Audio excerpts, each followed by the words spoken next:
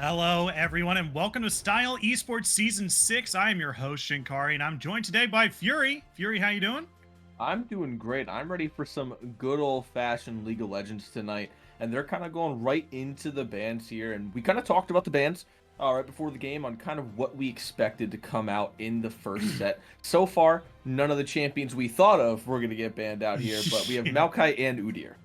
Yeah, Flash Engage and Cosmic Remix are our teams for tonight, and already, wow, these are some out of nowhere bans coming out from Flash Engage here. Maokai, Fiddlesticks, and Cassidon, Udyr, and Seraphine being banned away by Cosmic Remix. On one side, we do see a bunch of meta bans here, but on the other, we see a lot of strange ones. I mean, the similarities, Definitely. they're all looking to the right, I guess? Yeah, definitely banning out the comfort picks, that's for sure. Hmm. And it looks like Flash Engage kind of had in mind what they were going to ban right off the bat. Cosmic Remix, stalling just a little bit, maybe thinking out of the box more on what they should ban. Udyr, Seraphine, Galio. Seraphine, Galio, we touched on a little bit in terms Right. of what should be banned, as there have been quite a few games of those played. The Udyr, we Hmm. talked about a little bit as well, just because of how prominent he is in the meta right now. As Yeah, far and as picks go, Flash and Gabe's grabbing that Shen right off the bat. yeah, Shen is just another pretty safe pick that you can put onto basically any team comp and kind of gives you a solid top laner as well. The global presence that you get allows you to save 80 carries in early trades. And oh my gosh. Oh, we had talked about this. I'm so excited. Okay, so Viego from Cosmic Remix. So their jungler, Leona, Linola, has 46 games on Viego with a 70% win rate. I am absolutely so excited to watch this Viego play. What, Fury, why don't you tell us about this champion a little bit? So Viego is a very strong champion in the right hands. He's just one of those champions, just like Samira, where if you're really good at a champion, he's really good. At the same time, though, it's one of those champions where if you get behind, your pick is doomed. Um, Right. Viego is a glass cannon for sure, whose kit doesn't really make sense for what items he's supposed to build. Nothing really synergizes well in his kit together, but Hmm. he's just one of those champions that works if he works, and that's it. Right. Um, and then going into these other picks here, I mean, we really thought Viego was going to get banned out. So Right. either Flash and Gage didn't do too much homework going into this, or they really have something in mind of this is how we can shut him down. Yeah, and usually, like we talked about, very briefly, like you just said, Viego is a champion that when he works, he works. And it's like when you have someone who's very good at Viego, Viego performs very well. But maybe Flash and Gage were like, Viego isn't that great of a champion to begin with, so even if we see him, we won't be too scared. Mhm. Obviously, because they're banning away Maokai, Fiddlesticks, and Cassidon, which are more kind of targeted bans. I'm assuming towards the mid laner. I'm not entirely sure whether. Oh yeah, 30 games on this Fiddlesticks for Linola here, which is odd that they did their homework even a little bit, saw the Fiddlesticks, and were more scared of the Fiddlesticks than the VA. Yeah, I mean, I imagine so. He's got more crowd control and AoE as well. Viego, excuse me, is more of just a targeted on one person at a time. So maybe they're Hmm. thinking they can just shut down one. We'd rather deal with that than deal with the Fiddlesticks who can come in with massive AoE with a giant fear and shut us Right. all down. Flash and Gage, though, they're picking a lot of champions we didn't expect. I think Ezreal and Karma, which is now Hovered, are really the only two that we kind of touched on, but not Right. necessarily something that I thought was going to come out. Then Hmm. we don't even see the Karma either. It's going to be the Nami with the Right. Ezreal. And this was kind of when I briefly mentioned this before you actually jumped in here, but I was gonna say that Matt Od is a player after my own heart who plays a bunch of enchanter supports. So Nami, Karma is on the list as well, and Thresh and Galio coming down afterwards. So Nami kind of is a decent pick with Ezreal. Doesn't really use the Moonstone Renewer as well as say like Seraphine or Lulu, but is definitely a Mhm. very very good champion with considering the picks and bans. And Yeah. Ezreal, I think, is also very good considering the bans, especially when all of the good 80 carries have been banned. Literally every Yeah. single one. Kaisa, Senna, MF, Jin. The only thing I can think of are a couple of sleeper ADCs who don't really get Mhm. touched too much in this meta. Right. Tristana and Jinx. I think they have Right. a Yeah. lot of high burst good attack speed as well that could be played well in this meta, Yeah. but have to go to the right players. I think if you don't really play those champions, it's kind of hard to just kind of grab them out of nowhere and go for it. I'm Yeah. showing in chat, Lulu was just thrown out. The word Lulu was thrown out. I don't know. I believe that Camille is supposed Yeah. to be Lulu, if I'm not mistaken. Yes. So we do have a Philios Lulu, which is, I was hoping if we're looking at Flash Engage, it would be Ezreal Lulu over the Nami, because I Yeah. think Aphelios just synergizes so much, just better with Lulu. Right. That would have been a good takeaway for Flash Engage, just Yeah. to get rid of on Cosmic Remix aside. Yeah, and I'm also a big fan of Lulu instead of Nami as well, because when you have characters like Hecarim, who's going to be like a bruiser and also your engager, the best thing about Lulu is that she can turn a character that isn't a tank into a tank. She's kind of like, hey, you are now the tank. And that's kind of the big thing about Hecarim, and also being able to follow up the engage in such a way. But I feel like Nami here is just supposed to be like a pseudo Seraphine, like a long range ult that also CCs, like to follow up on Hecarim engage. So Right. I think that's mostly the role she's trying to fill. And if that's the case, then I don't particularly hate this Nami. No, definitely not. I will say Silas has quite a few ults that he can use in his favor. Yeah. I mean, your Cosmic Remix's plan here is pretty big. You've got the, I believe, if I'm not mistaken, that's going to be, is that Viego jungle with Gragas top? Or is it vice versa, right? Yeah, Viego jungle, Gragas top, which is going to provide, Gragas top a massive amount of AP. Mid lane, you're getting a lot of AP off that Silas. And then Viego Aphelios, if either of them get ahead, again, this is a situation where both of those champions are good if they get ahead. Flash Engage at this point is all about needing to shut down the jungle and ADC. Because they can't let Silas get ahead as well, but he's just going to scale with those lanes. If in the mid lane, TF just goes even with Silas. As long as TF does not constantly die to Silas, calls out the roams post 6 especially, if Silas takes his ult to either go bot lane or top, plays it safe, then they're fine. He just needs to make sure that he gets his own bot lane or top lane ahead with those ultimates as well. Flash Engage can easily win this game. I just think myself personally, if I'm looking at just the drafts by themselves, I think Cosmic Remix has a little bit of an upper hand. Right. And it's also interesting to note that Cosmic Remix has 2 champions capable of stealing away stuff from Flash Engage. We have Viego, who can steal entire champions, and Silas, who can steal ultimates as well. And Flash Engage really has picked a macro team that's probably trying to play towards the late game, especially with Shen and Twisted Fate. I think that if they're mostly going to be looking for neutral objectives, since they can turn 3v3s into 5v3s pretty easily, especially towards the earlier parts of the game, and outnumber folks early on. And then later, I would assume that they're looking for Barons and 1-3-1 pushing. I would hope so. Yes. Yeah, there are a lot of times, and a lot recently too, where I'm watching games, I'm casting games, and the whole 5-man gets Baron, and the whole 5-man just rushes mid instead of separating and going 1-3-1 and maximizing the usage of that Baron, and they end up just running mid, getting a tower or two, and then they have a stalemate with the rest of the 5 members on the other team. And instead of separating and forcing a 1-3-1 for the other team to go have to deal with somebody, they all sit 5, and basically what that does is it forces a 50-50 fight. If you're not super far ahead, and even if you are super far ahead, the other team can still turn it around, even if you have Baron. It is not worth sitting in a 5v5 Nayram, because you are almost guaranteeing a team fight to come out from the other team, because one that line is going to break at some point, and it has to. And if that comes out and you end up losing Baron because you didn't go off to the side and start pushing your lead even farther to maximize the Baron push that you just had, then you end up just wasting that Baron. And I really want to see a team utilize that for sure. And that's exactly what their team is going for with that pick comp. Yeah, and it's also I think that both teams here are really, really cool. I am personally waiting to see how Viego is played, because to be honest, this is my first game casting Viego. So okay, let's go. A treat. Let's go, man. I'm excited. Like, I'm gonna be super excited. Like his build to me, I'm assuming Viego is going to be going more lethality and movement speed just to make sure that he's able to finish off these characters and get the steals when he needs to.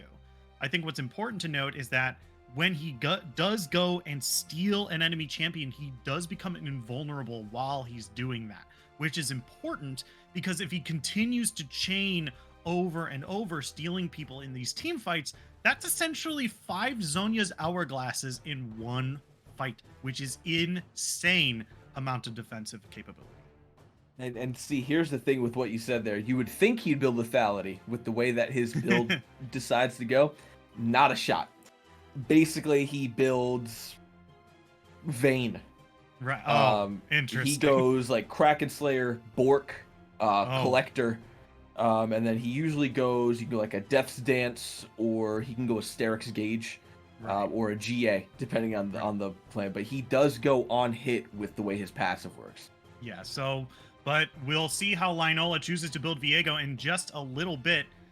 Don't go anywhere. We're going to go to a short break, and when we come back, we're going to be on the Summoner's Rift with.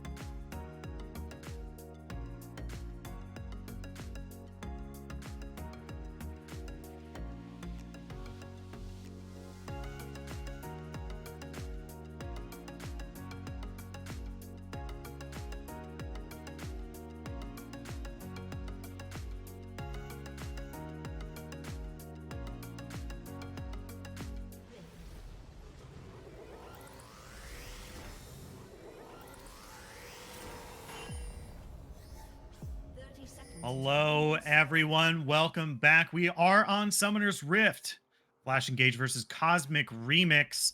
We already have some early wards being thrown out around the jungle. The line of scrimmage has been made. We do see a couple folks playing off sides, as some soccer folks like to say. Fury, what do you think of these early wards so far? That was really cheeky. That could have gone horribly for FF, please. He Hmm. would have at least had to use Ghost. Koyo had him on the flank up in the top side there, and it would have taken a Hmm. while for a Gambit or a Nightsaw to show up. So Hmm. very lucky that Lotus didn't just walk into that bush there, but a very nice early word there, knowing where all I know is going to be starting. So both Yeah. junglers starting opposite ends of each other on the red side. We'll see if they go for vertical jungle. Haven't seen that in a while if they invade because he knows where he's starting. So if he goes from red to his blue, then I think FF Please will have a decent time against Liniola in a 1v1 situation on his blue. Yeah. Um. So what do you think the pathing is going to look like for these junglers early on? We see Viego starting red and then going up to the Krugs here. Does that mean that they're going to fight at that top side Scuttle Crab? Do you think? That would be more than likely what's going to be happening. That is what they're posturing for by going this. Mhm. Hecarim, FF Please going straight from red all the way up to blue. Probably going to be doing Gromp and then fight for that Scuttle. But it could be a full-on 2v2 if Gambit and Koyo are both, kind of close to the river and not just in their own world up there. But it looks like Liniola moving back down towards the Raptors, getting a pretty full clear off on this top side, much faster than FF Pleases. So he will be a little bit stronger coming into the fight. Yeah, it should be interesting to see, but I think that's about where our first fight is going to happen. Taking a look at the other lanes, this Shen versus Gragas matchup, it is a little Gragas favored, so it should be interesting to watch this fight. I mean, Shen can block the empowered auto attack from Gragas, but it looks like there's not a lot of others to block there. Yeah, and Koyo needs to be careful fighting in these kind of larger waves. Took a lot of damage off of that last trade, but obviously gave a lot back towards Gambit there. But Gambit not coming out too bad in that fight. Down at the bottom here, we are seeing quite a bit of skirmishing as well, and looks like our predictions were wrong. They decided to go full clear top, and they're moving back down onto the bot side Yeah, and it looks for like these Viego. jungles. Yeah, it looks like Viego's going to be picking up the Scuttle Crab as well, so it doesn't look like... Ooh, might be dodging the Scuttle Crab, and we also have a huge chunk of damage in the top Oh, lane. wow. Excuse me. I was more focused on a possible gank of the bot lane. I did not see that Shen was... Yeah, Gambit gets that last auto attack off with the Q. Koyo flashing, but the auto attack animation had already gone through and finished off a nice solo kill for Gambit here. Now, no sums for the top lane of Koyo. Gambit coming out very strong early on. I'm sorry. I guess I find the fact because like after that kill had happened, the only thing in my mind was, ooh, possible 1v1 in first blood in the top lane, I sleep. Possible gank in the bot lane, real shit? Like eyes wide open, like fully awake, nothing even really going on down there, but all the fighting up on the top side here between these big boys. And Gambit just showing the prowess of how strong Shen is early. Another little fight in the mid lane here. There's Nightsaw and Lotus. Oh wow, Nightsaw. Yeah, that's a decent chunk of damage trade back and forth. I mean, I think this is basically what TF versus Silas is going to play out. Like, Silas loves going in and getting these little short little 1v1s, especially to put pressure on these champions. They're like, I'm ranged, I can stand over here. Whoa, he's going to flash in as well. That's a huge chunk of damage. The gold card comes out. He might be able to get away from this. The chains are going to proc. The little bit of the last bolt is there, but here comes FF Please in from the jungle. That's a huge chunk of damage. He's already below half HP. The Hecarim is here. He gets a little bit of healing. He's going to try to return damage as much as he can. He's not going to, though. That's going to be the kill. 1 for 1 in the mid lane. Yeah, FF Please coming in clutch for that return kill there, but CX Lotus showing his strength on the Silas into this TF lane. Those chain lash just barely getting the damage off. I really thought Nightsaw would have missed that chain lash. I thought he was off of it, but I guess the hitbox was just a little bit bigger than I anticipated, and he just barely gets that kill. Very nice in the mid lane there, but looks like we still do have a slight lead for Flash Engage by just about 500 gold there. 2 kills to 1. Nobody really posturing around this dragon yet. Just spawned about 45 seconds ago, so that is going to be the first point of contention on the board here, and that's what is going to kind of start setting the pace as well. That Fire Drake is very strong for both of these teams that just do so much damage, and Lenola maybe, I thought he maybe caught out in the jungle there. He was spotted, but going to be able to get away. Yeah. Head back into the bot lane here. just basically kind of been a farm fest with a little bit of poking in between, but both of these supports have so much sustain on their kits to help their ADCs stay alive. Yeah. Speaking of which, Yeah, that's going to be a root and a stun on both sides, trying to find a decent chunk of damage, but it looks like it's just going to be a trade back and forth. Man, Tidy was definitely taken very, very low, but it doesn't look like any kills for either side just yet. yeah, Man Tidy had a very nice minion wave to be able to sit in and miss a couple of those Ezreal Qs. CX Lotus waiting in this pixel bush. Oh, yeah, he's going to find out FF Please is going to have to use his movement speed to get away, but with Pryo mid and Pryo bot, the red team is going to start off this first Drake of the game here. 4 members are down here. It doesn't look like they're going to answer. Oh my god, no! The blue team was able to steal the Infernal Drake. That is huge. And he's able to get away without even losing anything. That was nuts. FF Please on Flash Engage doesn't even have Flash and is able to steal that with a beautiful smite in a 1v4.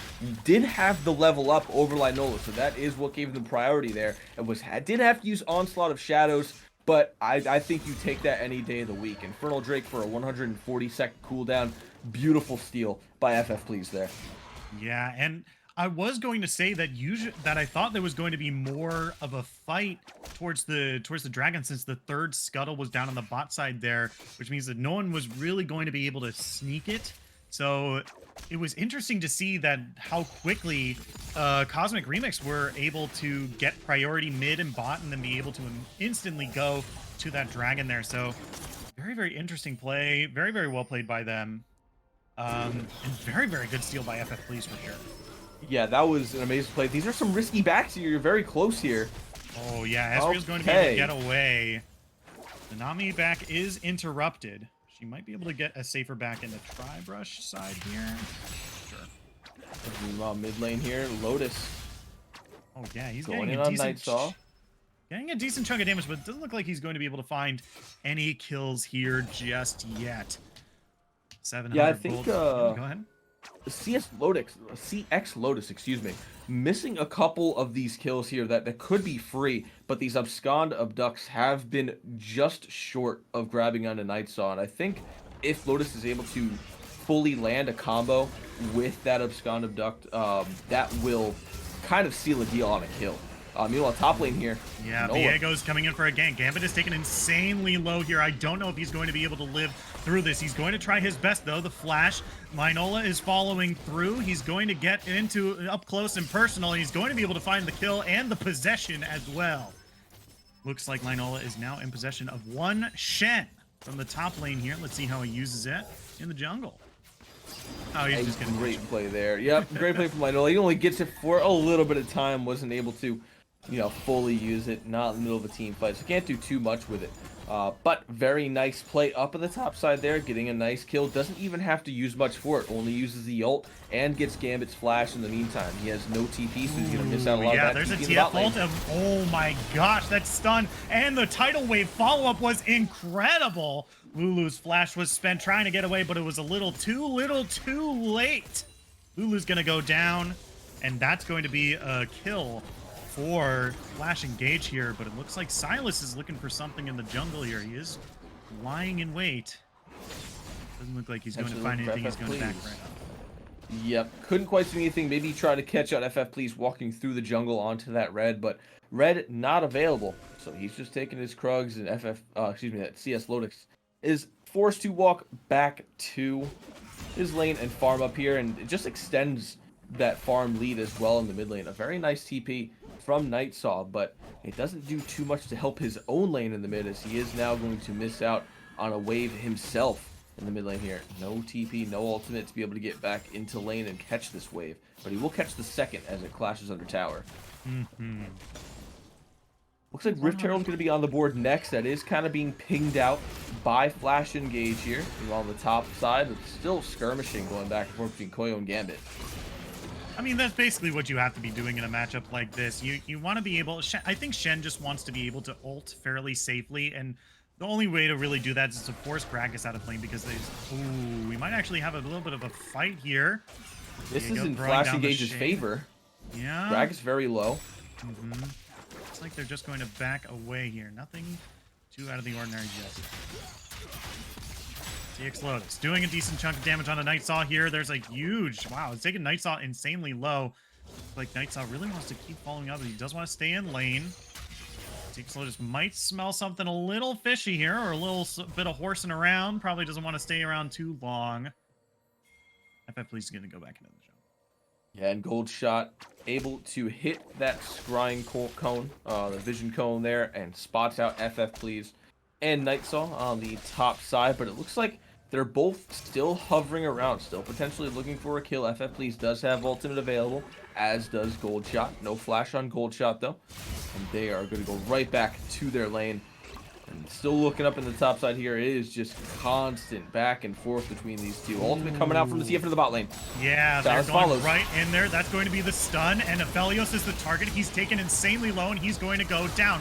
And the Shadows is used to get away, but Silas is going to jump into Nami and Ezreal, and they're going to try their best to try to get away, but it's not going to be enough. They're taken so insanely low. Night Saw is going to take down Gragas, but Viego is going to town. He's taken already 2 members. He's going to take his 3rd, and now Gambit is the target. He's going to go down as well, and that's going to be an ace? No, Night Saw was able to get away a 4 for 1. In favor of Cosmic Remix as they go to pick up this second trade. Insanely well played there by Cosmic Remix and Linola on that Viego. Very well played. We saw what started off as a great play initially by Flash Engage. It was just the resources on Cosmic Remix were just a little bit much. We had the TPs come through. Obviously, CX Lotus on the Silas able to steal the onslaught of shadows and absolutely just wreak havoc. Managed to hit, I believe, 3, at least 2 in that. Resilient gets taken down on the backside. It kind of just broke apart the positioning that that Flash Engage had, and what was originally a great play, it was just outplayed a little bit by Cosmic Remix and their scattering of their position. Yeah, and you really have to chalk it up to CX Lotus being able to teleport in, steal the ultimate from Hecarim, and finding a really great ulti onto both Resilient and the Matt OD in that team fight there. It was really, really well played, and was able to take out some key members and give Viego that chance to really go into some of these squishier characters, pick them off, and be able to take them over. So yeah, and it was really, even a really late well TP at that as well. I mean, we had seen Mantidy go down before that TP even completed, so being able to turn that around was great. TF coming to the top side. Oh, yeah, there's going to be a stun. Gragas is going to throw away the ultimate. Great He's going to grab himself a safe way back to his tower. Nothing is going to be picked up here. Ezreal ultimate. Ooh, FF Please coming into CX Lotus here. He's going to be able to find the knock-up and the stun, but now CX Lotus is fighting, and Night Saw is still so far away. The rest of the red team here to support the back. They're just going to back off here. Not going to be able to find a kill. Yeah, FF Please stops that chase there. Probably pinged out that Mantidy and Gold Shot were coming up in the bot lane.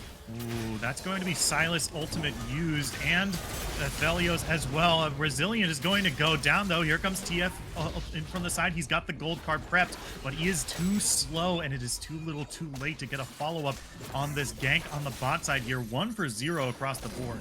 A bunch of ults spent.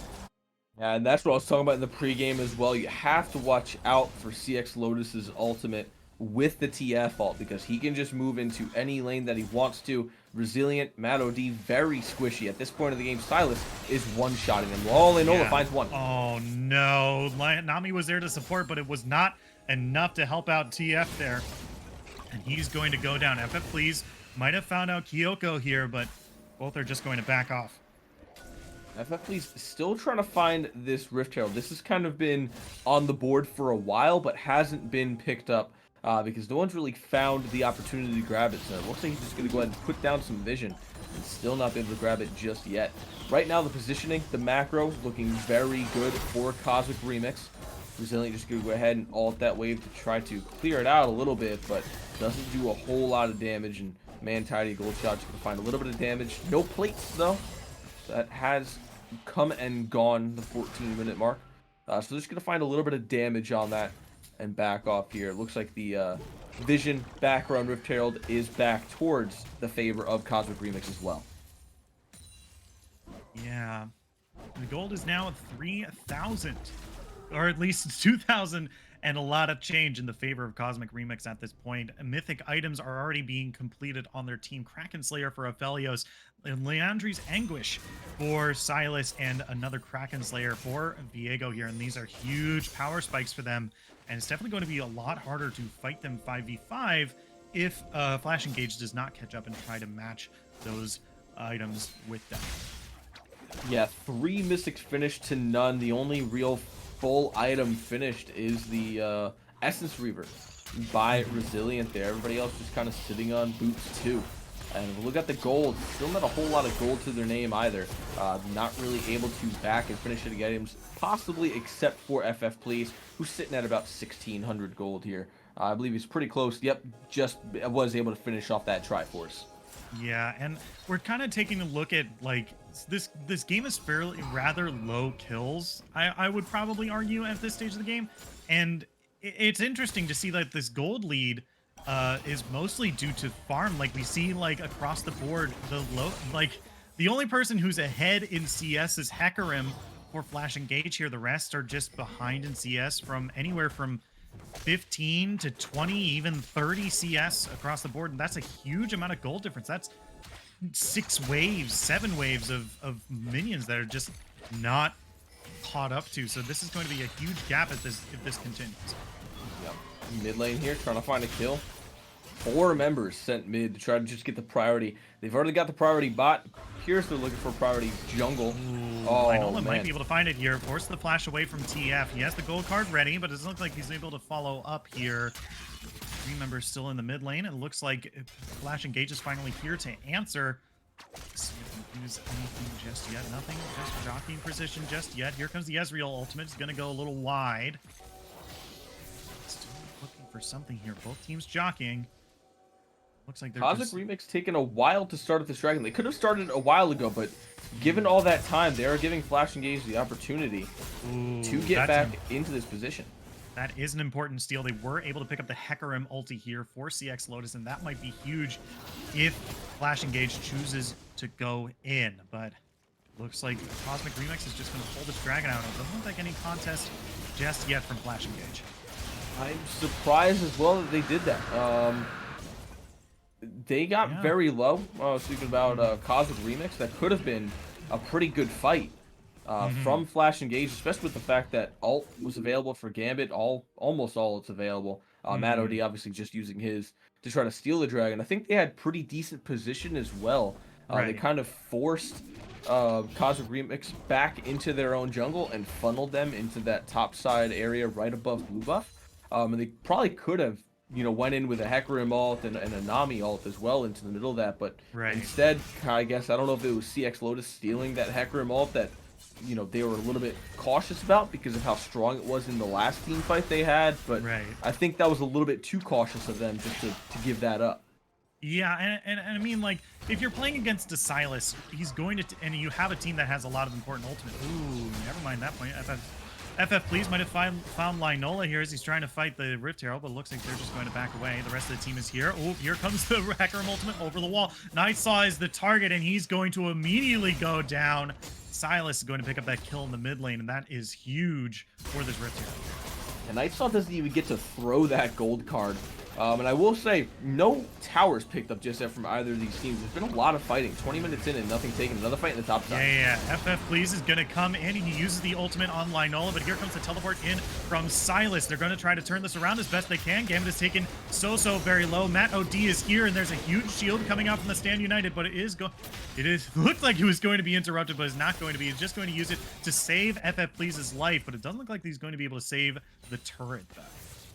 Yeah, right there, Cosmic Remix. They got out by the skin of their teeth. Linola was able to live just on a little bit of health with that dash in the kit. Koyo able to stay alive as well with a shield. I mean, that was a very close fight. Gambit having to use the ult on FF Please.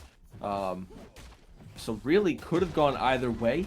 Does come out in favor of Cosmic Remix, though, as they were able to grab the first tower in the bot side, as well as the tower up top now.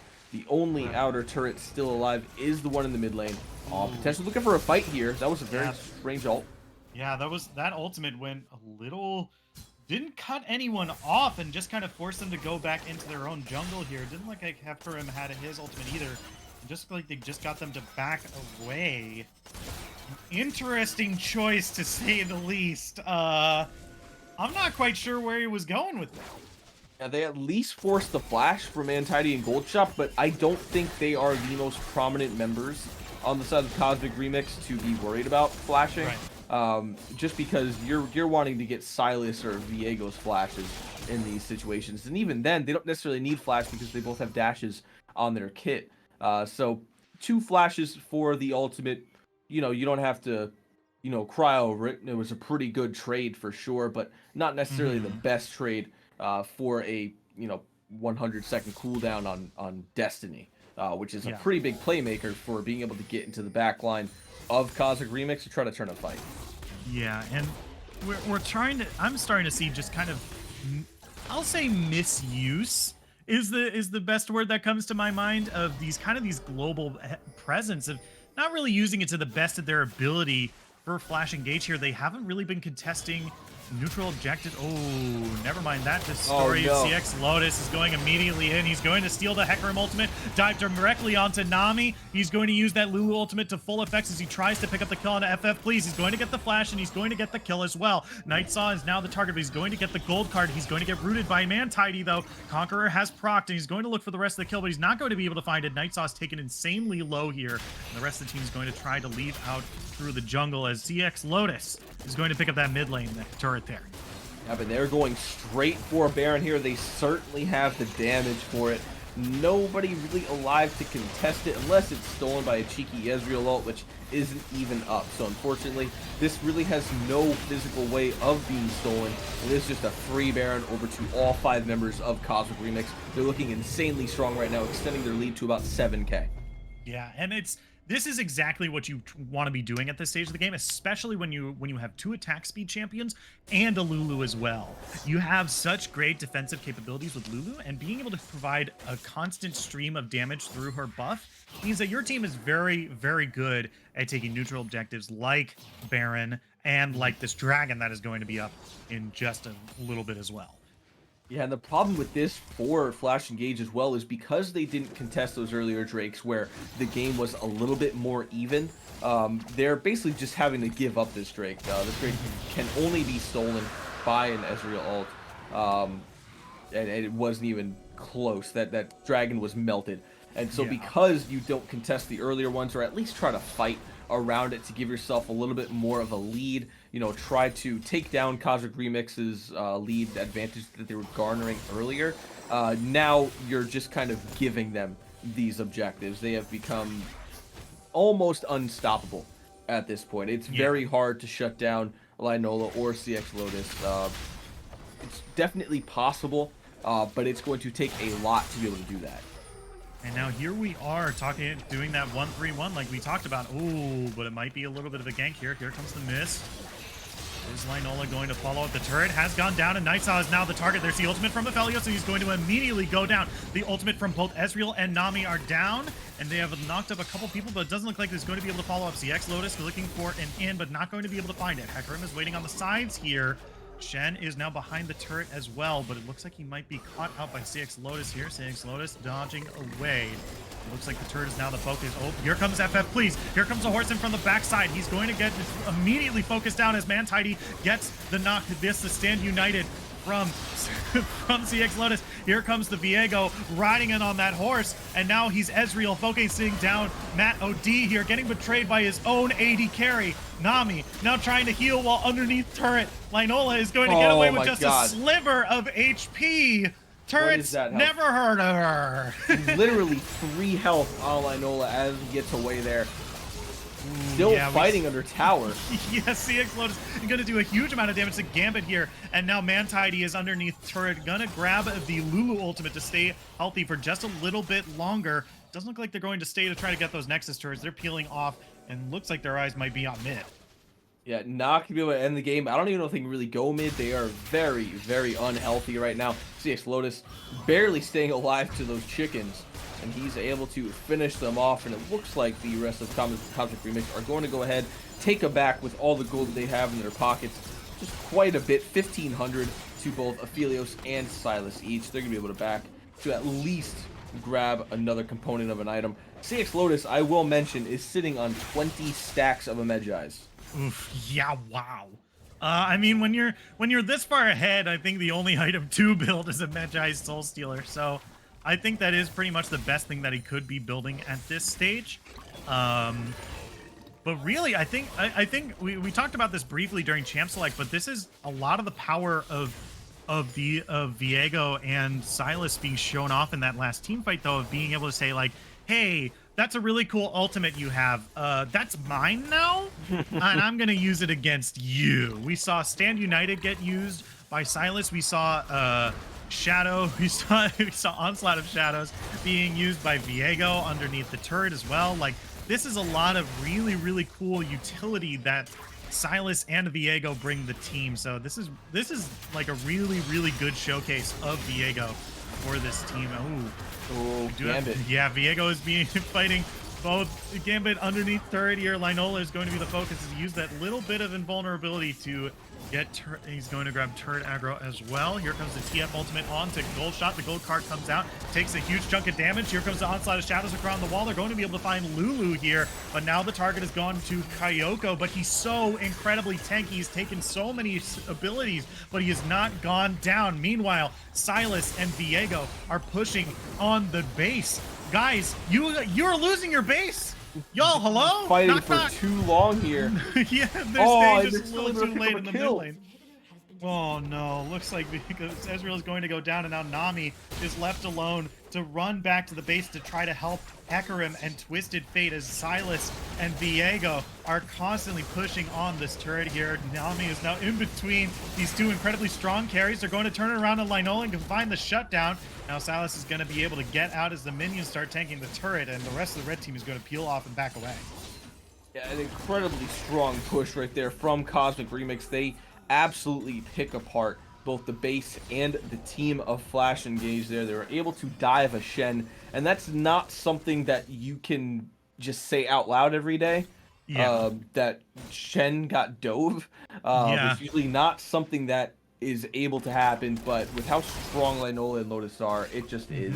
I can't imagine. I mean, we thought Viego was going to get banned just based off of the scouting that we did. There's no way Viego makes it again, right? Like, Viego has to get banned next game. I'd imagine Silas does too. Yeah, 100%. Like, we've been seeing, like, if you want to play a comp that has very strong ultimates and wants to either play the global game or play the 5v fight game. Oh, FFlee's getting caught out here. He's going to take a decent chunk of damage. Gold Shot will.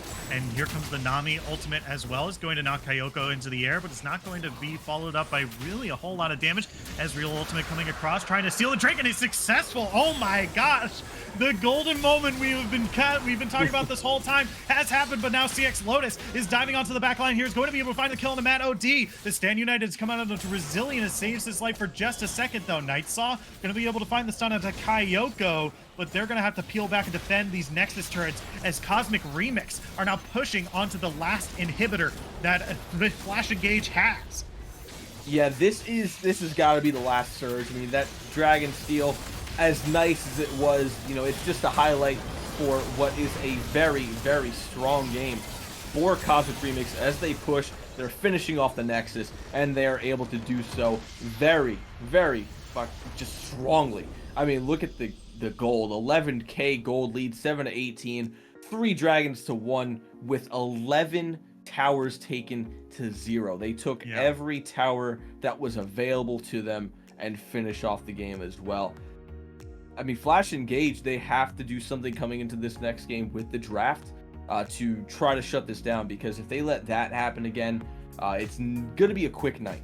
Yeah, Normally, I don't like to chalk up losses to the pick ban phase because, sometimes you can let powerful champions in, and it all comes down to how you play the game with those strong champions being picked. Viego isn't a meta champion right now, right? But if you see a non-meta champion in someone's play history, they have a 70% win rate, they have a bunch of games on it, ban that champion. It doesn't matter if it's Teemo, it doesn't matter if it's Poppy, it doesn't matter if it's Heimerdinger. that person is good at that champion, and you're probably going to lose to it if you don't respect the win rate. So Yeah. that's all I have to say about that particular pick. I it's like I don't want to call them out and be like, how, I probably am being too harsh with my language and my tone, but clearly they did some scouting. They're like, okay, we can probably survive the Viego, the Fiddle, like we said earlier in the picks. Like maybe we'll be able to maybe play around the Viego, but like the Fiddlesticks, that's definitely going to be more scary. Mm-hmm. I just mean, like you said, with Viego, him having that high of a win rate on Viego, on a champion who has a below, Viego's one of the worst win rate new champions to ever come out. He has a below 50% win rate. He's not good right now because of his kit, because like you were talking about earlier, you think that you're going to be building like lethality on him, but instead he builds on hit, but his on hit isn't that great because he really has no just way of getting into these fights without flashing. He's got a very short dash. His ult, if he steals like a very squishy person's ult, soul, I guess if you want to call it that, he becomes that squishy champion. Like, he doesn't stay alive for very long. He is the definition of a glass cannon. He's basically an ADC in the jungle. You should realistically be able to shut him down very easily, but when he gets that far ahead, it's hard to do much. I would really like to see Flash Engage go with just more comfortability on their picks, rather than trying to draft a cohesive team around it, because we were looking at their pick bans thinking, okay, we're probably going to see a Mundo ban, right? And we didn't see a Mundo ban, and FF Please didn't pick Mundo. I think Mundo's an incredibly strong champion right now. He got a very big buff a while back, and Viego will be really hard to shut him down as well because of how tanky he is. Top lane, also, we expected the Ornn Darius. Neither of those were banned. Neither of those were picked. We're kind of seeing a different Flash Engage than what we're looking at on these champions, histories. Yeah, and the reason we bring up Mundo is because FF Please is just, his last 10 games have been Mundo with a 50% win rate on all of across those 10 games, and a 60% win rate across the 43 games he's played this season on Dr. Mundo. And that's why we're like, hey, maybe we'll see Dr. Mundo. Maybe we'll even see him banned, and that would be really cool. He has great clears. He has great sustainability. He has some interesting utility in team fights, and maybe we'll see him be played. And we saw the Hecarim being picked up instead. It's not to say that, like, oh, this is not a comfort champion, because 33 games played, 58% win rate. Obviously, if you do your homework, you're like, okay, yeah, they're pretty good at that champion. It's just maybe they were too focused on 5v5 team fight and getting neutral objectives, and then when it came time to actually deliver on what they were saying they were going to do, it didn't really work out that way. Right, yeah, Cosmic Remix, that's not taking anything away from them, but they played extremely well today. Their macro and micro look really good, so really good on the first game here. So we will be going into the next one in just a few minutes. Don't go anywhere. We'll see you all when we get back.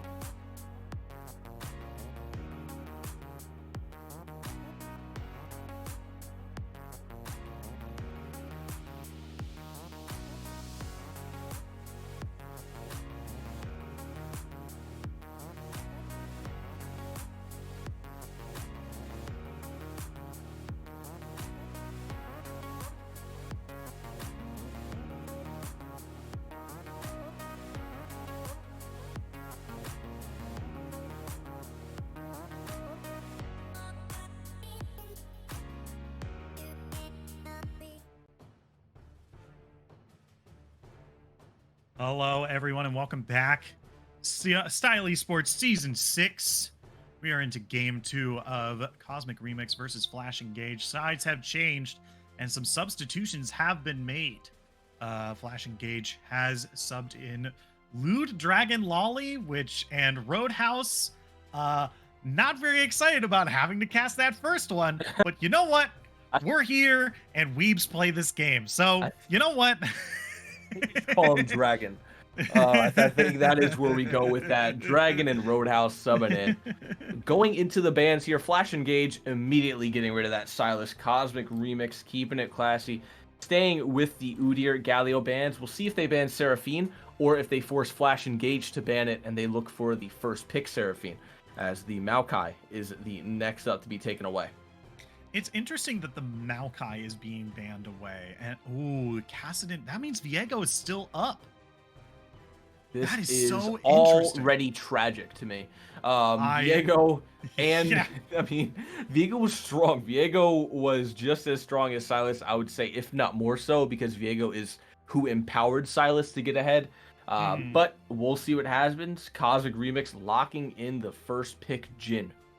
Yeah, I mean, so many bans were thrown onto the 80 carry slot when phase 2 of bans came out in that first game. So I kind of respect the Cosmic Remix to kind of pick up the 80 carry here, thinking that, okay, the opposing jungler doesn't play Viego, so we're not going to be too worried about it being picked away.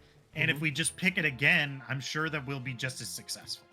Right, absolutely. I mean, we're looking at a very good start already. I do like the start this time around rather than starting with their top end jungles. They are starting a little bit more traditionally with the ADCs. Jhin, Kai'Sa, both very in meta, both very strong ADCs that were banned in the last game. This time around, they will be taken straight up. Flash Engage, I believe, if I'm not mistaken, that is going to be the set support.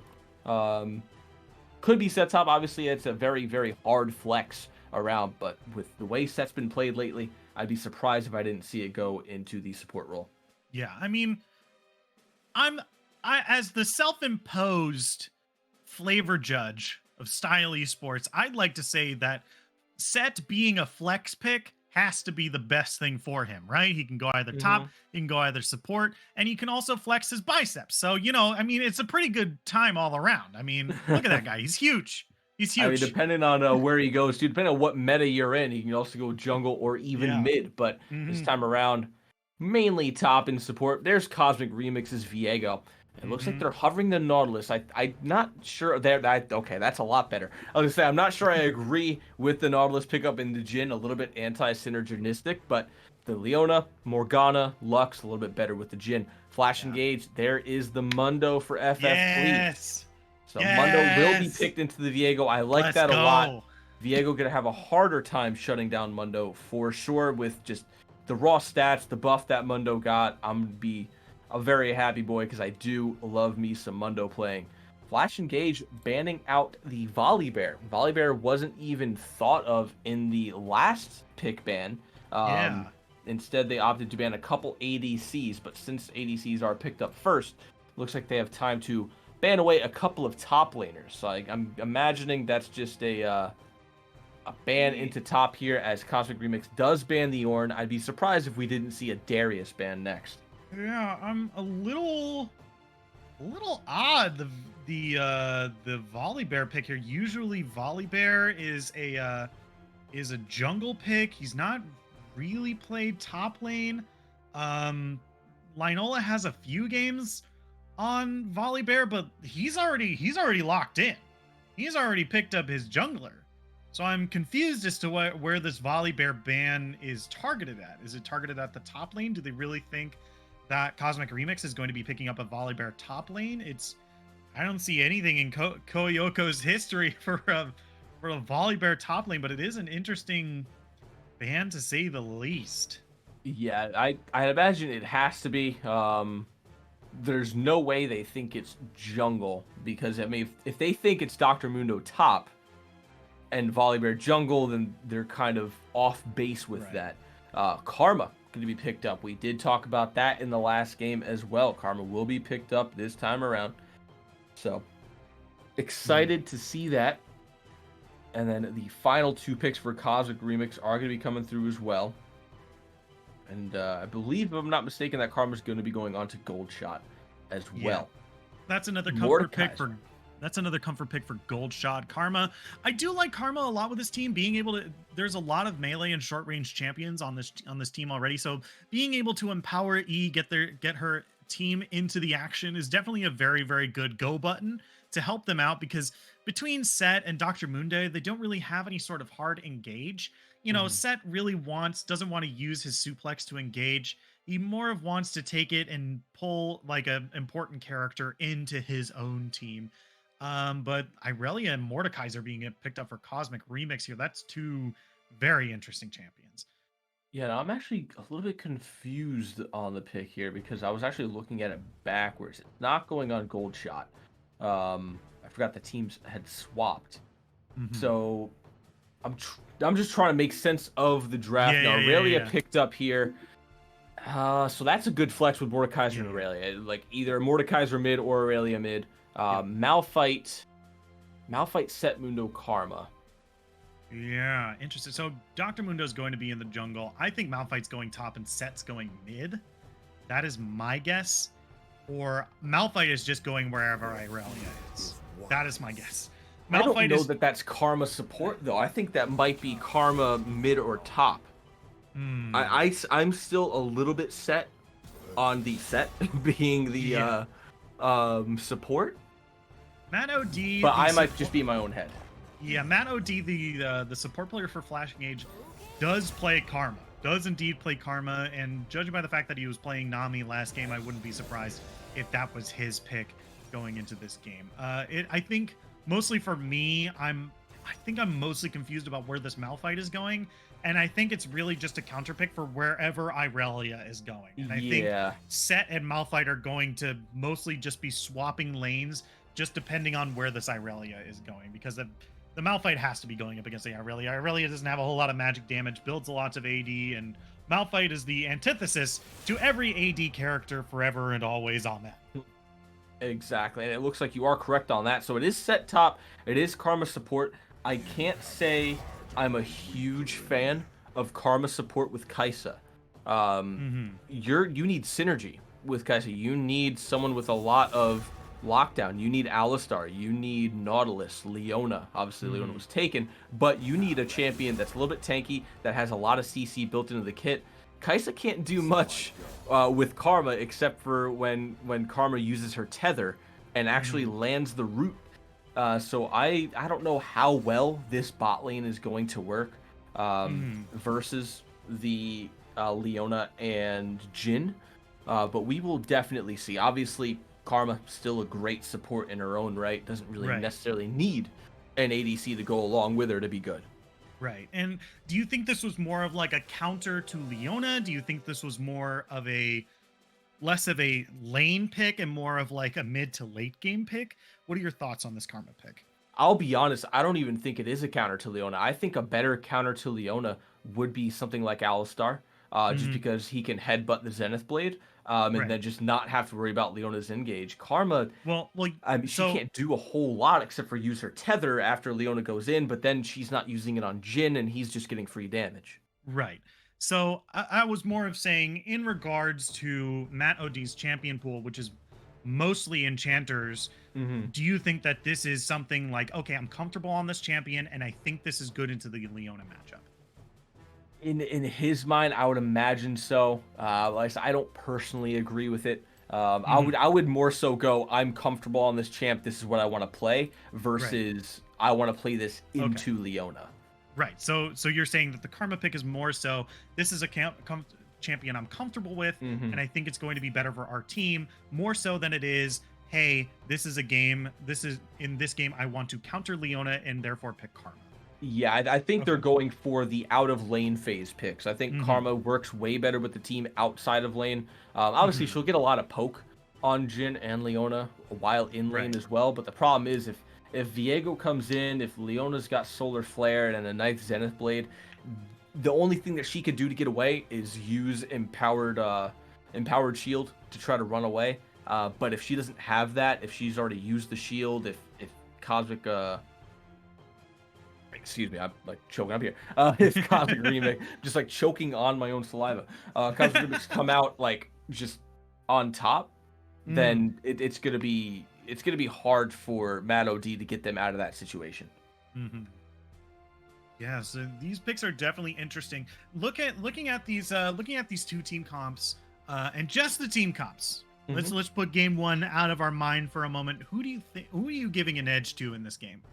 If I'm taking game one out of my mind, if I'm pretending that Viego didn't absolutely just destroy, I am definitely looking at Flash Engage. I like the Mundo Mhm. pick. I like the Malphite pick. I think Malphite's really good into both Aurelia and Jhin, because Jhin not a whole lot of movement speed until he gets that Gale Force, but even after that, it's not that big of a jump that he's going to get.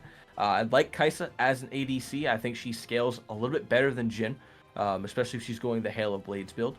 Mhm. Top lane, Mordekaiser's set, that can go either way, but I do like the set pick for sure. If he lands some good haymakers, he can negate a lot of the damage that Mordekaiser is going to throw at him and Mhm. easily turn a trade. The big thing is, Roadhouse is going to have to play very safe in the mid lane early on because Aurelia does have a lot of good damage early on. Yeah. And the only thing Malphite's going to have to his name is probably just a Dorn Shield or even just a Corrupting Yeah, Potion, a which is Door Shield or Corrupting Pot with a Q, and then he's going to yeah. Q her and then walk away. Yeah. Okay, I'm gonna throw a rock at you. Please don't hit me. Please don't. No, stop. Yeah, Stop don't Q at me, please. it. Please. Just wait until I have like a cloth armor, for the love of God. Give me some ninja tabs or plated steel caps, whatever they're called Yes. now, and let me live.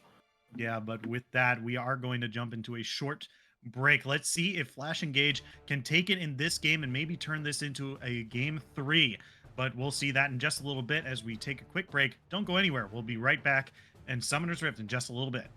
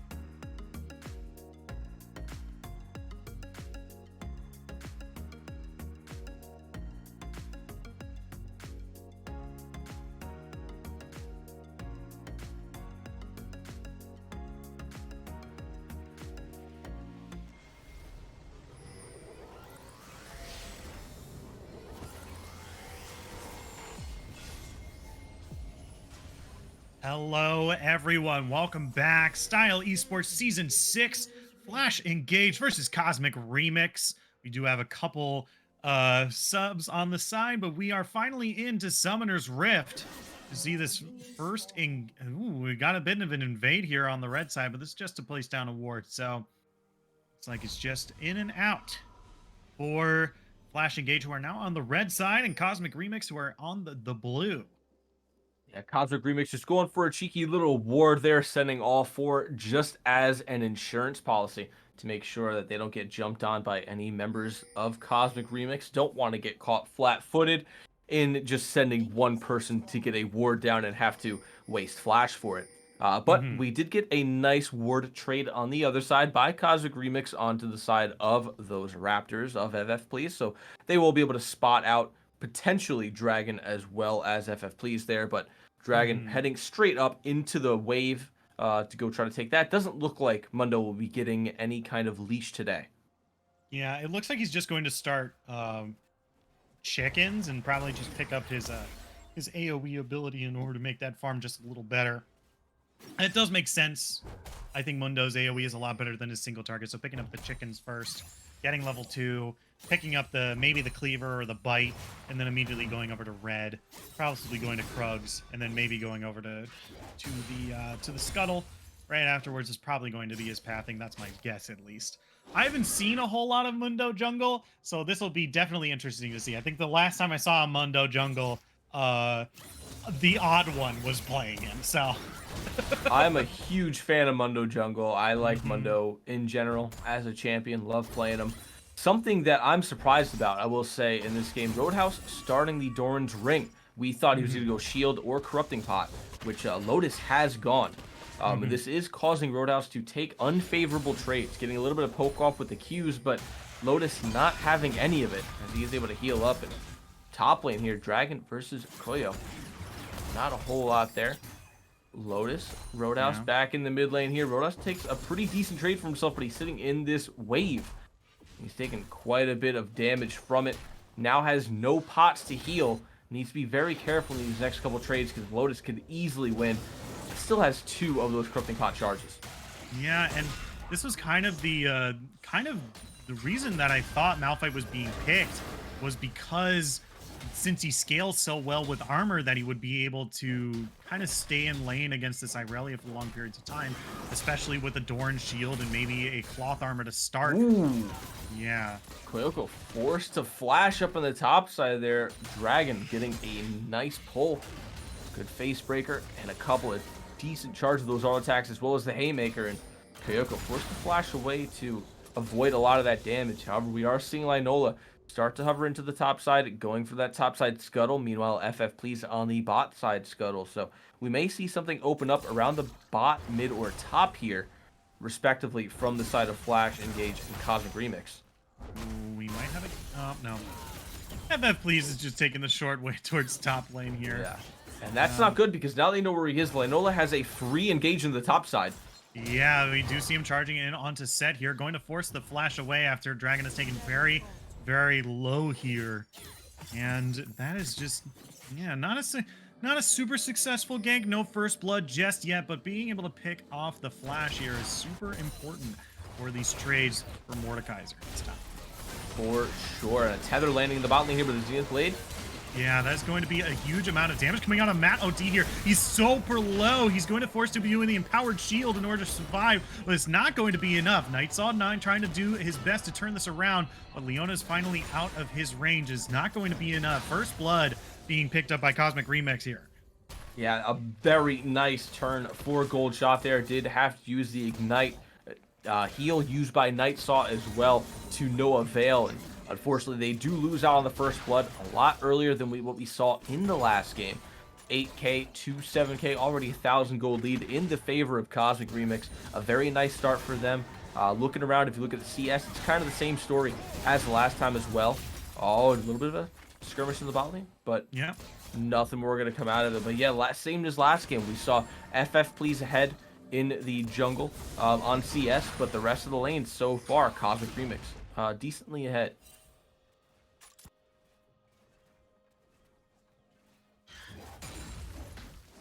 Cosmic Remix just getting a little bit ahead in terms of these CS numbers pretty early on. And, you know, we saw this in the previous game. Like, there were a lot of advantages that Flash Engage were able to grab, but ended up losing a lot of that kind of gold advantage just because, ooh, Dragon here in Gonna the need to top be lane trying to get careful. the kill. Yeah, he needs to try to get the kill onto Kyoko here. He has gotten him very low. There's the face breaker to pull him back in. He's going to be able to get the kill. And meanwhile, Mundo is going to solo that dragon. So pretty big pickups across the map, even though they're still behind by about 500 gold. It is still decent pickups. 1 kill for Set and a dragon, a Cloud Drake for the team. Looks like the next dragon is going to be an Earth Drake.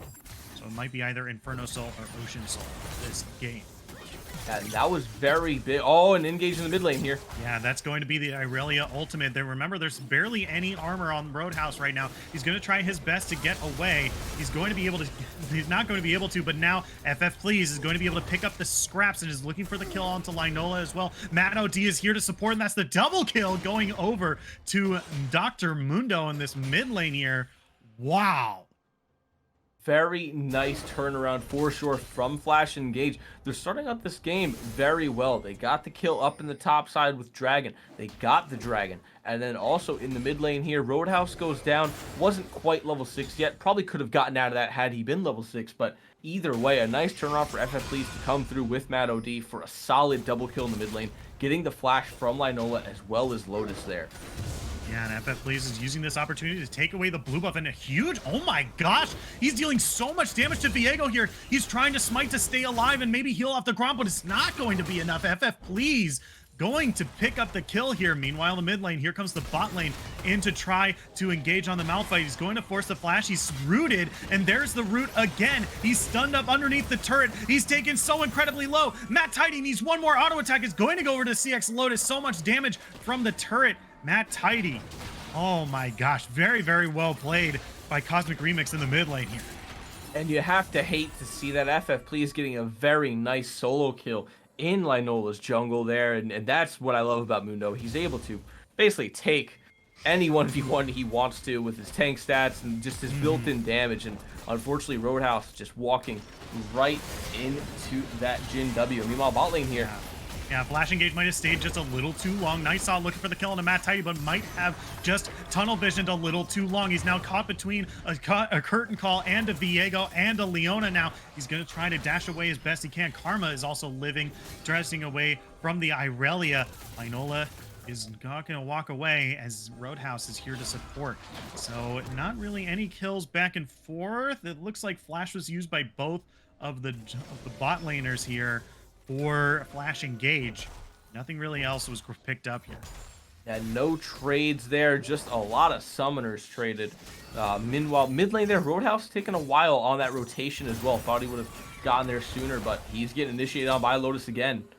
Yeah, this is basically going to be the lane for Roadhouse here. Roadhouse just has to sit there and make sure that he's getting CS so that, oh, he's going to pop the ultimate here. CX Lotus dealing a huge chunk of damage. He's slowed down by the by the Ionian wall there. He's going to go down, and that is just, what? Oh my god. I have never seen a Mundo jungle, and this is just a treat. Yeah, Mundo jungle lives forever. It's very hard to kill him because he's just going to power farm, get tank stats, and then once he comes out of the jungle, it's hard to kill him because of how tanky he is, just off the gold he got in the jungle. But right now, in the mid lane, we are seeing the big difference between the Aurelia and the Malphite. It was really all about Roadhouse surviving to get a couple of these items, and unfortunately, it has not gone that way. 70 to 46 in terms of CS, and CX Lotus is just extending a very nice lead for himself on this Aurelia. And Aurelia is going to be very hard to take down. FF Please really, I mean, almost quite literally is the only person that can deal with him at this point. Yeah, it looks like Cosmic Remix is looking to grab this Rift Tailor here to see if FF Please can try to steal it away, but he's going to be a little too scared. Pop the ultimate, going to walk away. Ooh, looks like down on the bot side, that's a huge amount of damage coming down on a Night Saw here. He's going to have to use his ultimate in order to dash away. Taken very low, but not going to be able to find the kill here. Matt Tidy and Gold Shot perfectly healthy coming out of that engage. Yeah, and something, you know, just looking at the builds I don't fully agree on is the press the attack on the Kaisa. I think a Hail of Blades into this comp would have been a little bit better, offer you a little bit more damage in these trades. But unfortunately, the PTA, it does help a little bit in sustainability, but has not helped too much so far. Potential dive coming through. Yeah, Goldshot is walking just directly at Nightsaw right here. Not exactly respecting the damage. Matt OD just tries to zone off Jin the best he can. The curtain call has come down. There's the fourth shot as well. Leona is very low, and Irelia is coming in from the side. Matt OD is not going to take the bait and just try to walk towards the inner turret here. Mundo is coming in through the jungle. We'll look for something here, but it looks like they're just going to back away as fast as they can because Mundo is pretty scary right now. Honestly, right there, the fact that Goldshot was able to just do that, was able to just walk under tower, it says a lot about the comp. When something like that happens, I think if you're any other champion, if you're not or Alistar, you're able to just kind of shut that down right at the root, and that doesn't happen with Karma, especially doesn't have tether available. She kind of just is a sitting duck under tower there. Meanwhile, Dragon up top, stopping the backs of Koyoko. May have been up a little bit more than they could chew, though, as the fight does start up. And Koyoko looking very strong right now, even just with the plated steel caps. But bot lane here, we are seeing XFlow take the second Dragon of the game, and it looks like we will see an Infernal Soul this time around.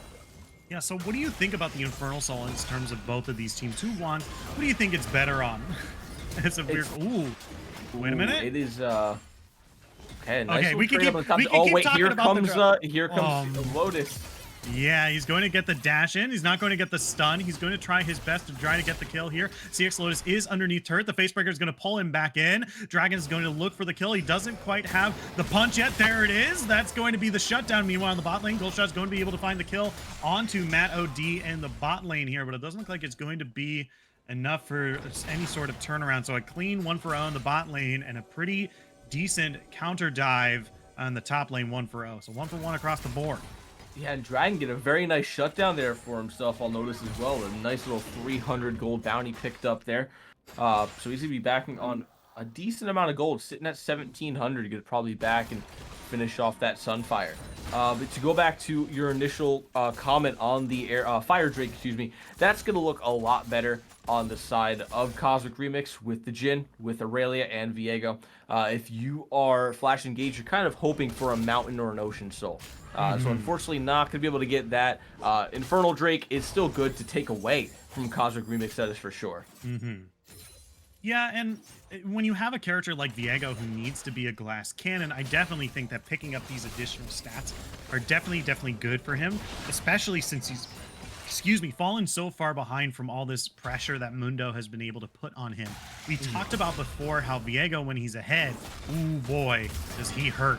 But now he's in a position where he just kind of has to sit back and farm as much as he can and not really be as much as a lane presence as he was before. But just as I say that, speaking of him, he's coming top here. He's looking for Dragon. He's waiting for the engage. Oh yeah, there he is. He's into the Shadow Realm. He's challenged Loot Dragon to a card game, and perhaps for his soul. There's the ultimate to try to get him away. He's going to get the shield from the big punch, but it's not going to be enough. Linola and Kyoko is going to be able to find the kill on to Set. Meanwhile, the bot lane. Yeah, here comes the TP as well. And then here comes the Solar Flare. There's going to be the slow. There's going to be the root. Here comes the curtain call. And it looks like Kai'Sa is going to go down here. Dr. Mundo waiting in the sides to see if they will dive the Karma.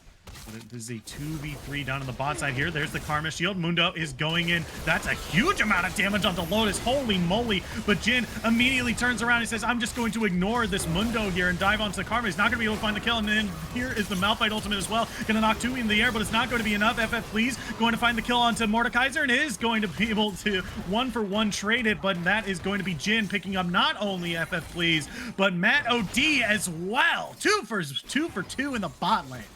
Yeah, that is big for the side of Cosmic Remix. They're strengthening their lead even without these dragons on their side here. So, I mean, I will say, even without the dragons on their side, they could potentially pick up 3 Drakes, and Mantidy could be in trouble here. Yeah, Nightsaw goes in and capitalizes on Mantidy staying just a little too long, and he's going to go down. That's a kill that Nightsaw has been looking for all game. Hats off to you, buddy. That's kind of huge. 550 gold shutdown. That puts 1,200 gold into Nightsaw's bank, and they'll be able to back and grab a nice little item for themselves here. Still behind quite a bit in terms of KP and the CS. However, this is definitely not going to hurt at all, being able to get some more damage into the kit. So let's go up on the top side here, going after Dragon, pushing him off the tower. Yeah. And not really much going to be coming after that. Another Rift Herald will be spawning in 20 seconds here. We'll look for that to be the next point of contention. Right after that, we'll see the first Infernal Soul come up in about a minute. And we will more than likely see Cosmic Remix immediately go after those, even if they are 2 levels down to FF Please's Mundo Smite. The thing is, if they're able to grab 4 Infernals, 3 Infernals and then a Soul, that's a huge amount of power that they're going to have in their kit. Oh yeah, and stats when you're already still pretty far ahead. Like, whenever I talk about Infernal Drake, I think the biggest thing to keep in mind is that if you are ahead, percentages do a lot more for you. As math dictate. Multiplicative damage. Yeah, multiplicative amount of damage. As we say in the World of Warcraft community, Unga Bunga, number go up. Make your number better person. Yeah. And so Dragon will become up in 3 seconds too. Yep. And Dragon is finally spawned, and FF Please is looking for the advantage here. Already a decent chunk of damage onto Gold Shot. He's going to use the Blast Cone to get away. And it looks like this is Flash engages Dragon to start. The rest of Cosmic Remix is coming in from the side here. No engages have been used just yet. There's the Solar Flare. Is going to land on no one, though. A 2-man ultimate onto Malphite, but that's going to be Viego picking up the Dragon, and that is huge. Set is being pulled into the Shadow Realm, and that's a huge utility taken away from the team. Double kill for the Mundo here, but it's not going to be enough here. That's going to be Mordekaiser going down as well, and that's an ace, actually. 5 for 1. They might have lost the Dragon, but they picked up a lot of kills and evened out this gold. 17 minutes in this game. Huge, and the one was Roadhouse, and not to take anything away from him, but he's not exactly the strongest member at the team at the moment. So sacrificing the mid laner for all 5 members and just the Dragon, not bad at all. You pick up a mid lane tower, potentially 2 for that push there for your troubles. So as much as that was nice steal for Cosmic Remix, a very bad play overall. FF Please is massive right now. Oh yeah, Gold Shot is looking for the kill onto Dragon here, but it might have just been a bit of a blunder. Now Mundo is in the way of both of them, but they still are looking for this. CX Lotus has teleported into the backside, and they're going to be able to find the shutdown on the FF's Please, but are they going to be able to find more? It doesn't look like they're going to be able to find the last bit of CC that they need in order to get onto Lou Lolly, and they're going to back away. Viego taken insanely low there, but it's not going to be enough to find the kill. Lionel almost goes down, forced to flash, and you saw he had the tank stats of FF Please, and that's why he was able to dive there and absorb so many tower shots. Had that Mundo, basically had the Mundo stats, so he was able to survive quite a while under there, and they're going to grab a very strong Rift Herald for themselves as well. We'll see where they drop it. I'd imagine they drop this here mid, try to get a push off. They might not drop it right away because the timers are a little bit short right now on the side of Flash Engage, so they're all up. They're able to contest if that is dropped, but this game really is a big difference to what we saw in the last game. This could still go either way. It's a 400 gold difference purely in just the shutdown gold that went over to the side of Flash Engage off those nice couple kills they grabbed and those Dragons. So right now, still anybody's game, still a very tight-knit race, 12-12.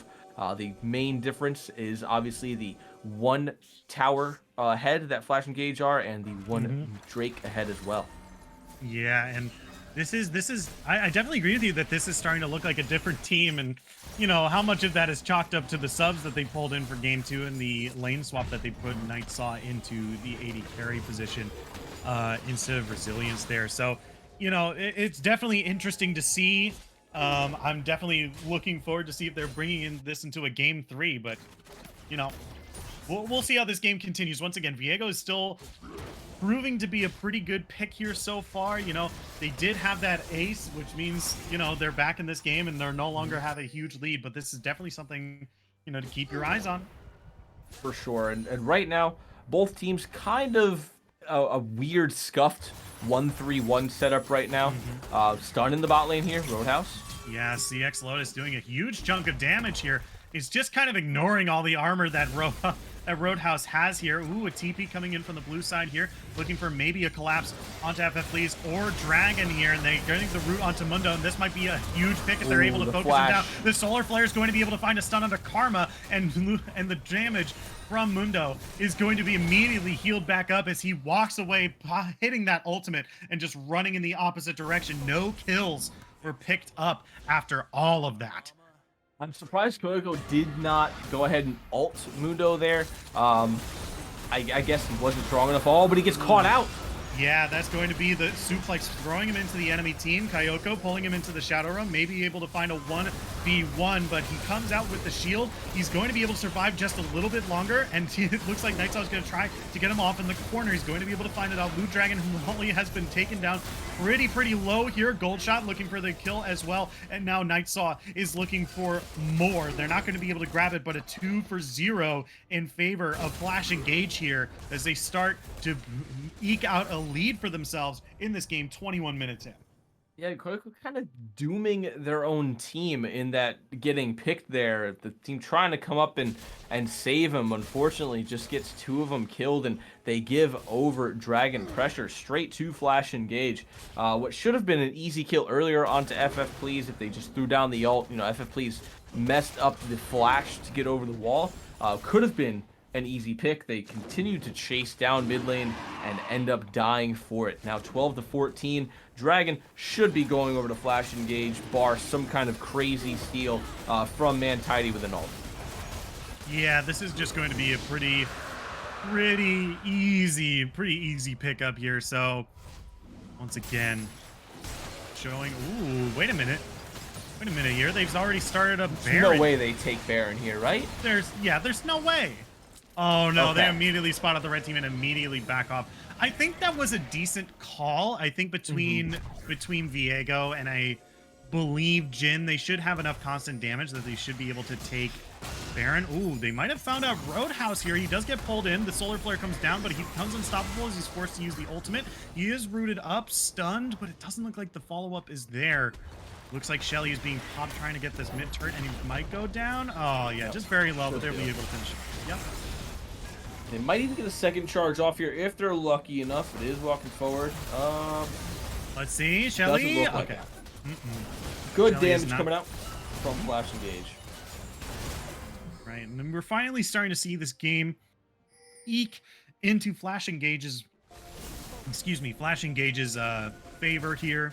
Starting to finally counter out that Viego, which is super important to see, especially after that first game. And they're moving looks to like Baron. Oh yeah, they're the ones looking at Baron now. Mordekaiser, they are aware that this is happening, but Jhin is all the way in the base. That's a big damage dealer not participating. They immediately peel off the Baron. They're looking for a pick here, but they're not going to be able to find it. They're back onto the Baron. And still, the blue team is still jockeying for positioning here. Malphite being the wall here, 1,000 down to 1,000 health. Yeah, that's going to be, it's going over to the red team, and now the fight has begun. Kaisa has already picked up a kill fairly early on. The Solar Flare is only going to be protecting CX Lotus there, but it's not going to be enough. Viego trying to find the kill, and Mantidy trying to clean up as best he can. He's going to be able to find 1 kill onto Set, and he's going to try to peel back as best he can, but there's no peeling away from Mundo as the throw cleavers, and Kaisa is there to clean up. And that is going to be an ace once again for Flash Engage.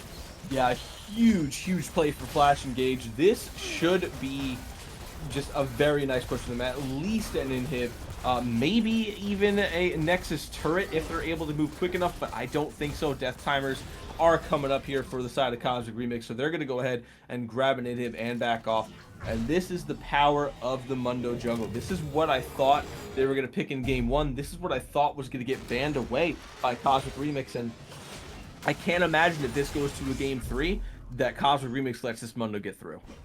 Yeah, and it's super, like, look at him. He's just farming whatever he wants, whenever he wants. It's insane that he can just walk into whatever part of the jungle, farm 2 camps at one time, and it's just like, I guess I'll do the Gromp and the blue. I'll go over here, and maybe I'll pick up their chickens too. Ooh, I love KFC. Ooh. Like, come on. Like, this is, like, one of the more interesting picks I've seen over the bunch of the games that I've casted so far. So super excited to see this Mundo being played and played well, should I say. Yep. Incredibly strong champion, very hard to shut down. This is why I hope they would have picked it in the first game versus Viego. I mean, we're seeing how strong it is versus him. Viego Glass Cannon cannot do much damage to him. He's just too strong, too tough, too many stats. And now we're finally seeing Roadhouse turn the tides on the Lotus here. May pick up a 1v1. Yeah, XFlow is already down to half HP. Have to use the stun in order to get away, but here's the Malphite gonna dodge it with the dash. That is insanely good. He's now underneath turn as XFlow picks up the turnaround. Oh my god! That was finesse at its finest. Loaded with the turnaround Q through the Mundo ult midair. Just, I mean, Roadhouse was gonna pick up that 1v1, but Lotus with the turnaround, that was just a beautiful play all in all. Great pickup on the turnaround in the bot lane there, but will it be enough? Dragon will be up in about 45 seconds here. Roadhouse is back up in 15. No ultimate available, but we'll have it up in, let's say, about 20 seconds or so, so should have it just in time for this Drake. I can't imagine that Flash Engage lose this Drake with all of their abilities up here. Yeah, and this looks like the fight is already starting. 4v5. That's going to be the engage onto Nightsaw, but it doesn't look like exactly what they wanted to as Mundo is trying to turn this around. Malphite is now teleported into the fight, and that is Leona dashing into the backside once again, but it's a little too far away from your team, buddy. That is not going to be the engage that you want. No one has fallen on the side of Flash Engage, and now they're looking for Man Tidy and CX Lotus. Nightsaw is on the hunt. That's going to be the movement speed. That's a huge amount of damage. Nightsaw. Oh my god! But that's going to be the kill as well, and a double kill down to Nightsaw, and screw the dragon. Let's just take the Nexus. This should be the end of the game. GGs are being thrown up in chat here from the side of Cosmic Remix. They're working on the Nexus Tower. It looks like Mundo is just going to add insult to injury by picking up the soul at the same time the game ends. And this is a completely different Flash Engage than what we saw last game. And that was, like you said earlier, I don't know if it's based on the draft or if it's based on the swaps in the roles here. But either way, I don't care. It looked like a great game for them. Yeah, absolutely incredibly well played. We were kind of doubting a lot of the picks that we saw early on, but I believe that we were right in saying like, hey, this is probably not like a lane matchup team. This is mostly like, hey, we're playing for the mid and late game, and that's really what we want these picks for. We're not looking to win lane. We're looking to go even, go into the mid game with a strong 5v5 team comp, and that's what they did. They got 3 aces that game against Cosmic Remix, playing a bunch of champions that they're very comfortable on, I might add as well. So very, very well played by Flash Engage for sure. Yeah, and I will say I really have, like, it's kind of hard to not give it to Set and Mundo on there with having a losing mid, a losing bot.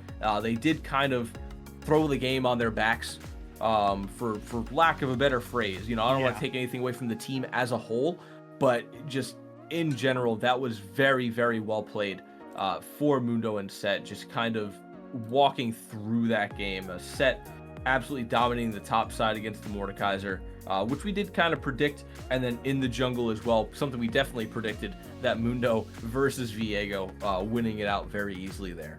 But we will be seeing a game 3 here shortly. Make sure you guys stick around. This has been a banger of a series so far. I mean, both games have been very one-sided, so I'm interested to see what game 3 is going to look like.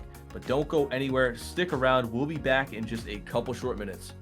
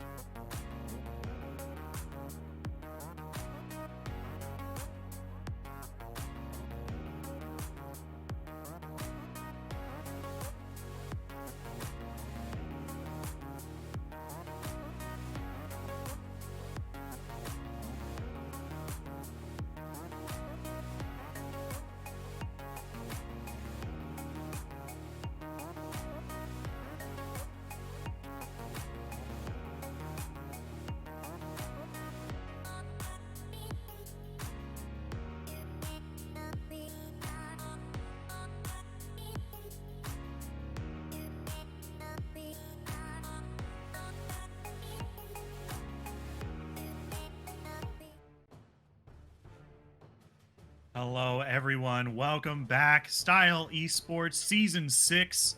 Once again, I am your host, Shinkari, joined once again by Fury. We are now going into Game 3 Yeah, this of... is going to be a banger of a game, too. Season 6 has brought us some crazy games, and already we are seeing the bans come out here for Cosmic Remix. However, the Viego is still up. This doesn't bode well for Flash Engage if they don't have another response to it if it gets picked up. Yeah, and right off the bat, we already see 3 bans for both teams. Silas, Maokai, and Cassidon once again for Flash Engage. Seraphine, Udyr, and Dr. Mundo being banned away for Cosmic Remix here. And these are some pretty... mostly the same bans, but right off the bat, we see like Dr. Mundo being banned away is clearly the biggest thorn in Cosmic Remix's side in that previous game, and Set being picked up first for Flash Engage here. Yep, a very nice pickup from the last game for sure. Played very well. I'm surprised that got through as well. Zillion and Hecarim being picked up for Cosmic Remix here. So the first game that we will not see a Viego, and Ram is picked up for Flash Engage here. I am excited for that. I mean, it should be fun. Rammus did get some attention in the previous patch, although I don't think it was positive. I actually have to look this up. I'm fairly certain I do remember seeing him in the patch notes, but I think it was a nerf or something. I think like with some of the items he was doing too well. And seeing a Hecarim and a Zillion picking up a Rammus, that's so weird to me. Usually you see Rammus as like a counter pick to someone who's playing a high attack speed carry, and neither Hecarim or Zillion is that. They're neither of those things. Picking up Rammus this early on in the draft is a little bit of a mistake, because now Cosmic Remix just, they grab a little bit of AP, they grab some hybrid, and you're fine, or they just take Vayne so they can kill themselves on Rammus. I guess that works too. I guess that works too. I mean, Vayne has to be one of the better champions to pick in a Rammus, right? I mean, definitely sure, not. she has a lot of attacks. Vayne is one of the worst to pick in a Rammus. Okay. Vayne, the on hit is she's just going to kill himself as soon as Rammus finishes Thornmail. All right, hear me out. Hear me out. True damage doesn't care about your armor. Sure, but Rammus's passive and the Thornmail's passive does, because it's just like, okay, you're going to shoot me. I'm literally shooting you right back. Right. Vayne has Tumble. Rammus has, if he goes Ghost, I imagine he would be. Maybe even Predator. Has supersonic speed, and Vayne is not going to be able to do anything. He's going to get locked down, probably get ulted by Zillion, but all that's going to do is just provoke the finish off from the rest of Flash Engage, who doesn't really have a carry yet. I mean, Set is the most damage on the team right now. Galio, obviously a little bit support. Rammus is support as well. So they definitely need to pick something up in the bot lane to really bring out a lot of this damage. Yeah, and Kai'Sa being banned away is a pretty important ban, because Kai'Sa Galio is a very, very strong bot lane. And Twisted Misfortune being banned away as well is another very high damage AD carry, and Senna being picked up here, and Tom Kench. Interesting. What do you think about these two picks? I like Senna Kench. I think that's a very strong bot lane right now. I think into Vayne it could work very well. Just because Senna has that long reach, has just incredible auto attack range, a lot of damage. Tom Kench, a lot of CC built into his kit. One of the main things I don't like on the pickup is the Mordekaiser pick into the set yet again. I mean, that didn't work out so well in the last game, so picking it up again, I can't say I'm a fan of. And as now we see the Ziggs. Is that actually Ziggs? Looks like no, that's we're Rise. Rise, not Rise Ziggs. into Galio. Rise has been back and forth lately. I believe, if I'm not mistaken, he just got a buff again, so that he can be seen a little bit more in the meta. Whether or not we'll actually see him play to the extent of his strength on Lotus, that will be decided as we get in a draft and as we get into the game. Right, and to answer my question from a little bit before, Rammus did receive a nerf in the previous the previous patch. His cooldown on his frenzying taunt is now 12 seconds across the board. It doesn't get reduced when you level it up. So it does mean that it's just going to be clear that the points are going to be put into W as you level up, because that's just going to provide more use for you than the taunt. Right, absolutely. So that should be like I'd like to say like a little bit of a nerf, not huge, but not something really worth noting. I guess it's not going to be that big of a deal when it comes to the fights. Right. But you know, we'll see how it works out. If Rammus gets strong, if Rammus gets a couple items under his belt, it's basically over for Cosmic Remix. You know, they do have this AP on Ziggs, Mordekaiser, and Zillion, but your two prominent damage dealers, you know, they don't have a whole lot of support on the team.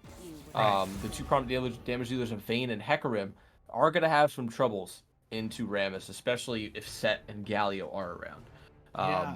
But going all in on damage rather than having, you know, some tanks, some support on Cosmic Remix could spell a little bit of trouble. I should say Rise, not Ziggs. I'm sorry. Yeah. But yeah, that could spell a little bit of a problem for them. Yeah, and I think the biggest problem for me is that because they're running Vayne, Mordekaiser, Hecarim, they are really susceptible to Galio being able to get multiple man taunts, Set being able to get easy suplexes into the backline of Ziggs and Vayne, and it's just or Ziggs and Zillion or excuse me. I guess this makes my point even better because Rise Zillion is yeah, Rise and God. Excuse me, while I'm looking at the pro draft and also looking at the screen at the same time and forgetting that Ziggs is supposed to be Rise and I'm just so confused. All right.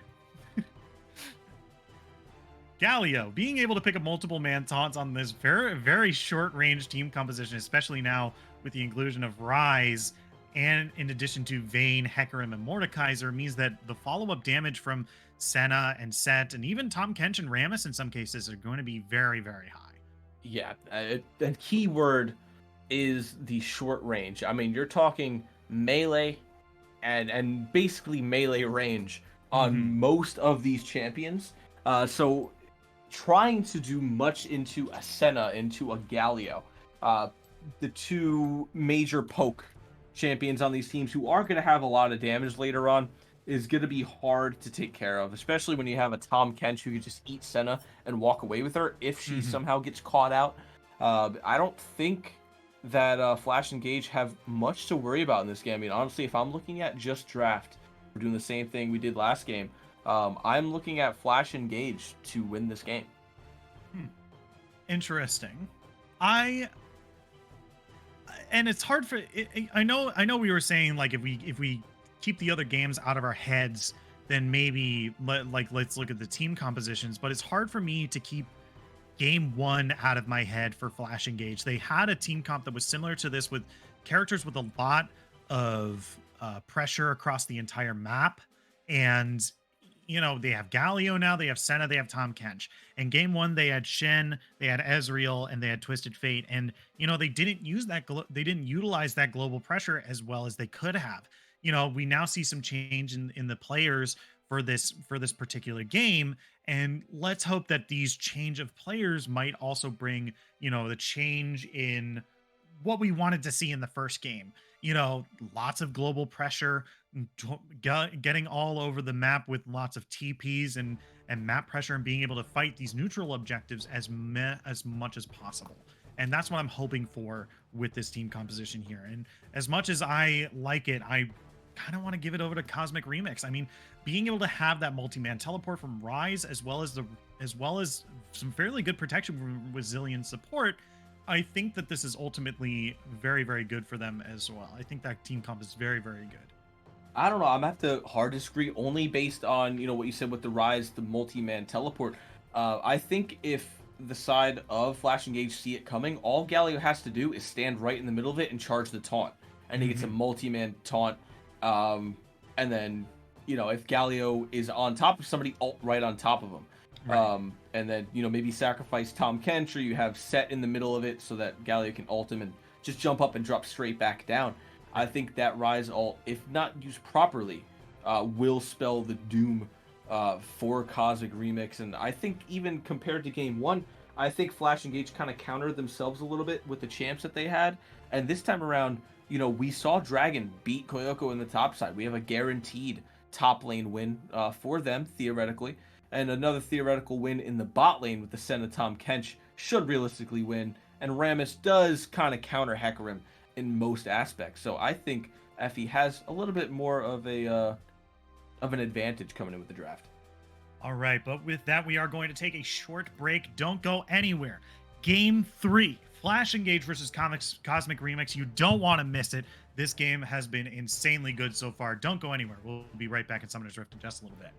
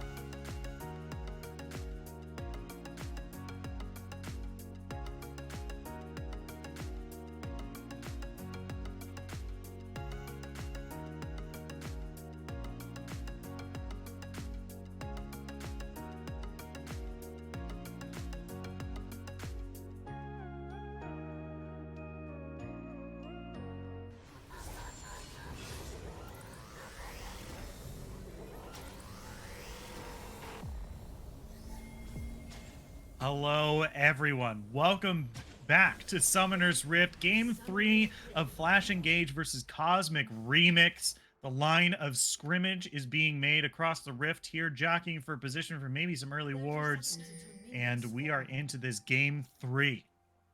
Now, this is going to be an incredible Game 3 if we base it off of the past two games. Very one-sided Game 1 for Cosmic Remix, a very one-sided Game 2 for Flash Engage, and a little bit of an early fight. Yeah, Linola caught out here, definitely taking a decent chunk of damage and forced to back here.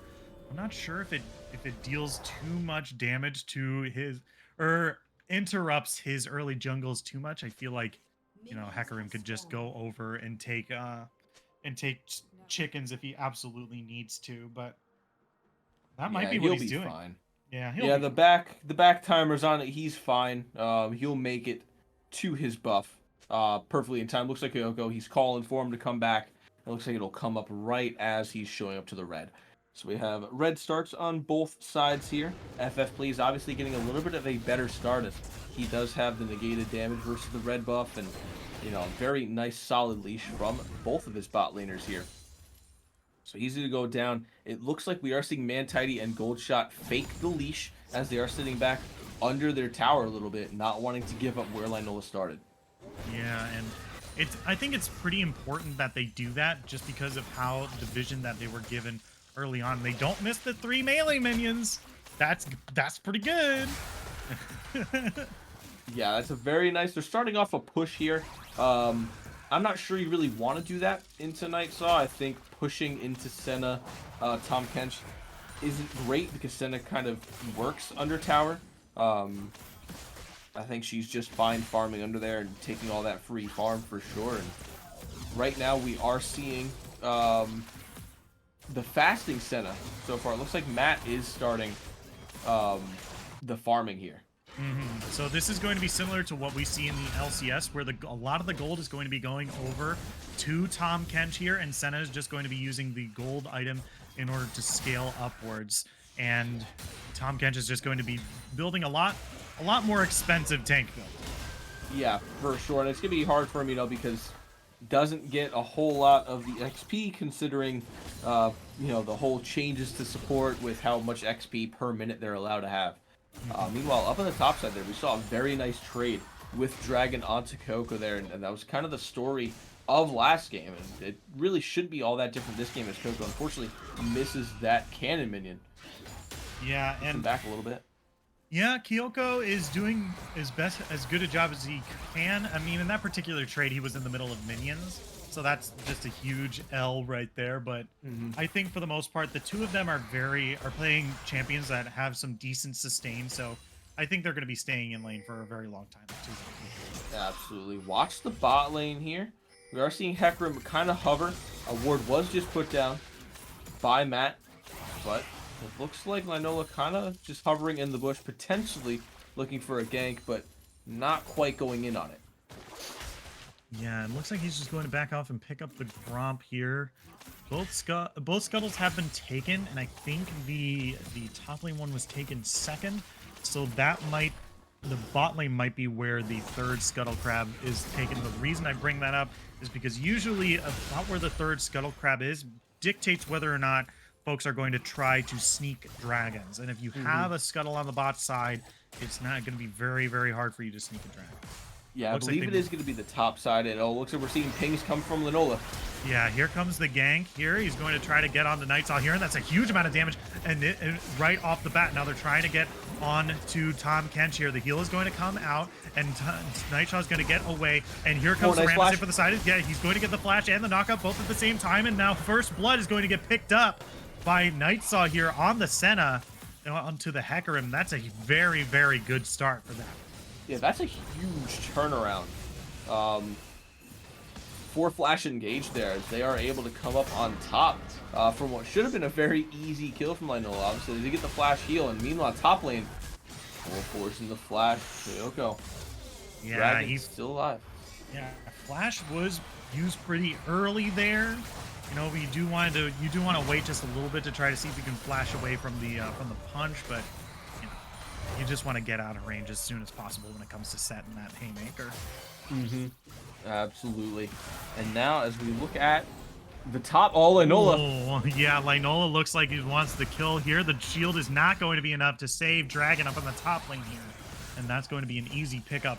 Now the kills are tied up, but that First Blood gold is just going to give them a little bit of an edge. There's 5 minutes First Blood gold, as well as a pretty sizable CS lead in the top lane there, 36-19 in favor of Dragon there.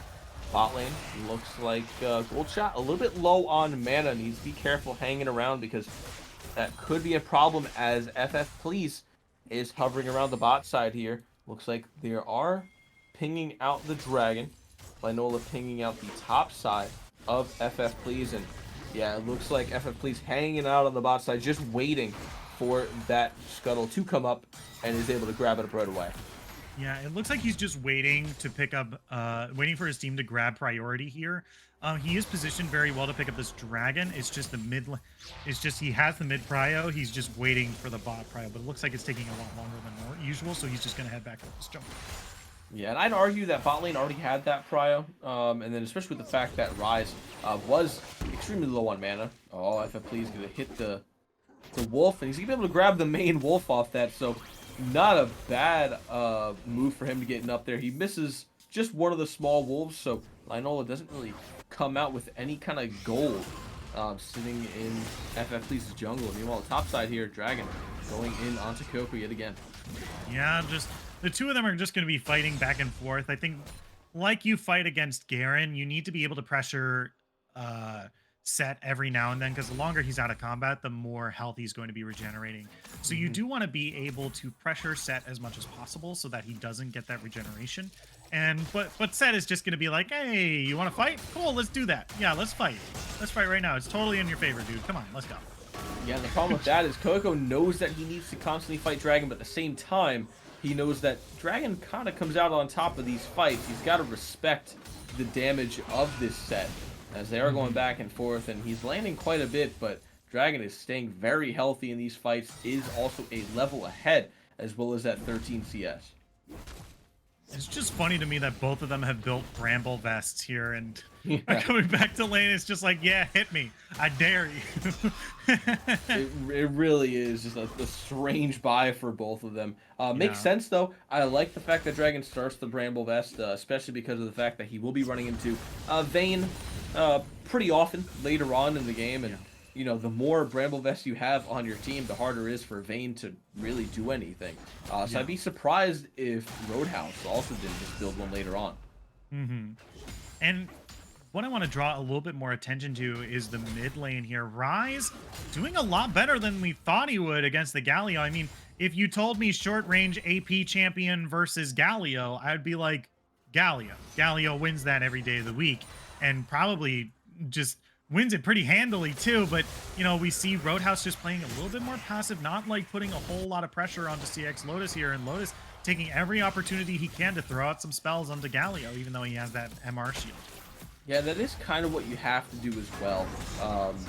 Ryze does have extraordinary oh yeah, we do have a gank up in the top line here. FFlee's is going to land this knock up into the air, and he's going to pull Set into the Shadow Realm here. This is definitely not a position he wants to be. He's going to land the pull in order to put him on the other side, but they're not going to get the pull here, or get any kills here, as Hecarim sneaks the dragon on the bottom side.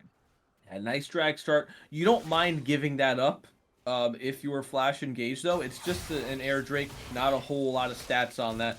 Ocean drake is the more prominent one you want to go for here. Blue Dragon Loli gets the ult. Oh yeah, that's going to be the suplex back into the minions, and Kyoko's trying to do as much return damage as he possibly can, but he's going to be in the center of that haymaker, and he's going to go down immediately right after, and that's going to be a kill for the Set in the top lane.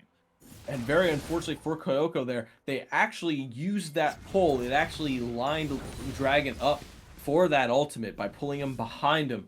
And Dragon was able to prioritize off of that and get a very nice kill there. Roadhouse taking quite a bit of damage. Lotus, like I said, on this Ryze a very strong split pusher. So as I say earlier, very good wave clear on the Ryze. A lot of burst built into the kit. So I did kind of expect... Mordekaiser's just running at Dragon right now. He's trying to go after Dragon, but not a whole lot to come after it. Dragon's able to just kind of walk away. A little bit unscathed. Does have TP available, so we should see him TP right back to lane. Still about 20 CS up as well. Yeah. Man. This is a very nice trade in the bot lane here. It's 69 to 66. If you told me that Tom Kench would be out CSing a Vayne, I'd say you're kind of crazy, but we are seeing that happen at the moment. Dragon going in on Kyoko here. That's a huge amount of damage that Kyoko immediately has to shield away, and now it looks like Matt OD in the bot lane is the target. He's not going to go down just yet. He is a pretty tanky fish. He's not going to go down just yet. FF, please, picking up this ward right here, and Galio trying to wait outside, but they do see him with the position of Hecarim here. Seeing See the if they're fight able to follow start. up there. Yeah, that's going to be the taunt coming down from Galio here. He's super far away, but here comes the Rise ultimate. The Justice Punch is going to knock Hecarim into the air, and here comes the onslaught of Shadows. He's going to be feared right into the Rise. There is the Senna ultimate as well, and Galio is going to go down to Rise. An unfortunate turn there from Roadhouse. He could have just kept walking through his jungle, through the bush into the second tower mid. Instead, opts to walk up, and that spells a disaster. FF, please, gonna be going down under tower potentially. Yeah, oh, he's taken very, very low, and with the last ticks of damage, possibly from Scorch, Rise is going to pick up the kill onto FF Please as he tries to use this taunt. But meanwhile, in the bot lane, Man Tidy is the focus here by Matt OD and Night Sob, and he's going to be able to get away as he runs towards Linola, staying in the river there. Very, very low he was, and now he's going to be able to get away with his life. Yeah, barely there. Matt OD just miscalculating that Q. But very nice move there by Man Tidy. Right now, we are seeing a little bit of a lead from the side of Cosmic Remix. Linola going in bot side. Yeah, he's going to be able to find Nightsaw here. Nightsaw taken very low. The snare only was there for just a little bit, but now he's eaten up by the Tom Pinch, spits him out towards Senna, and now Linola's trying to get away as best he can, but he's so incredibly low. Senna, with the last ability, is going to be able to find the kill. Man, with just the tip, Now, Linola, I think, has to stop going bot lane. So far, both times, it has netted him nothing and gave Nightsaw a free kill by going bot. Nightsaw just has too much healing. Matt has too much sustain, too tanky, way too much CC built into the kit. Linola has no way to escape it, and a very nice kill goes over to Nightsaw there. 3-4, and they retake their lead by about 300 gold.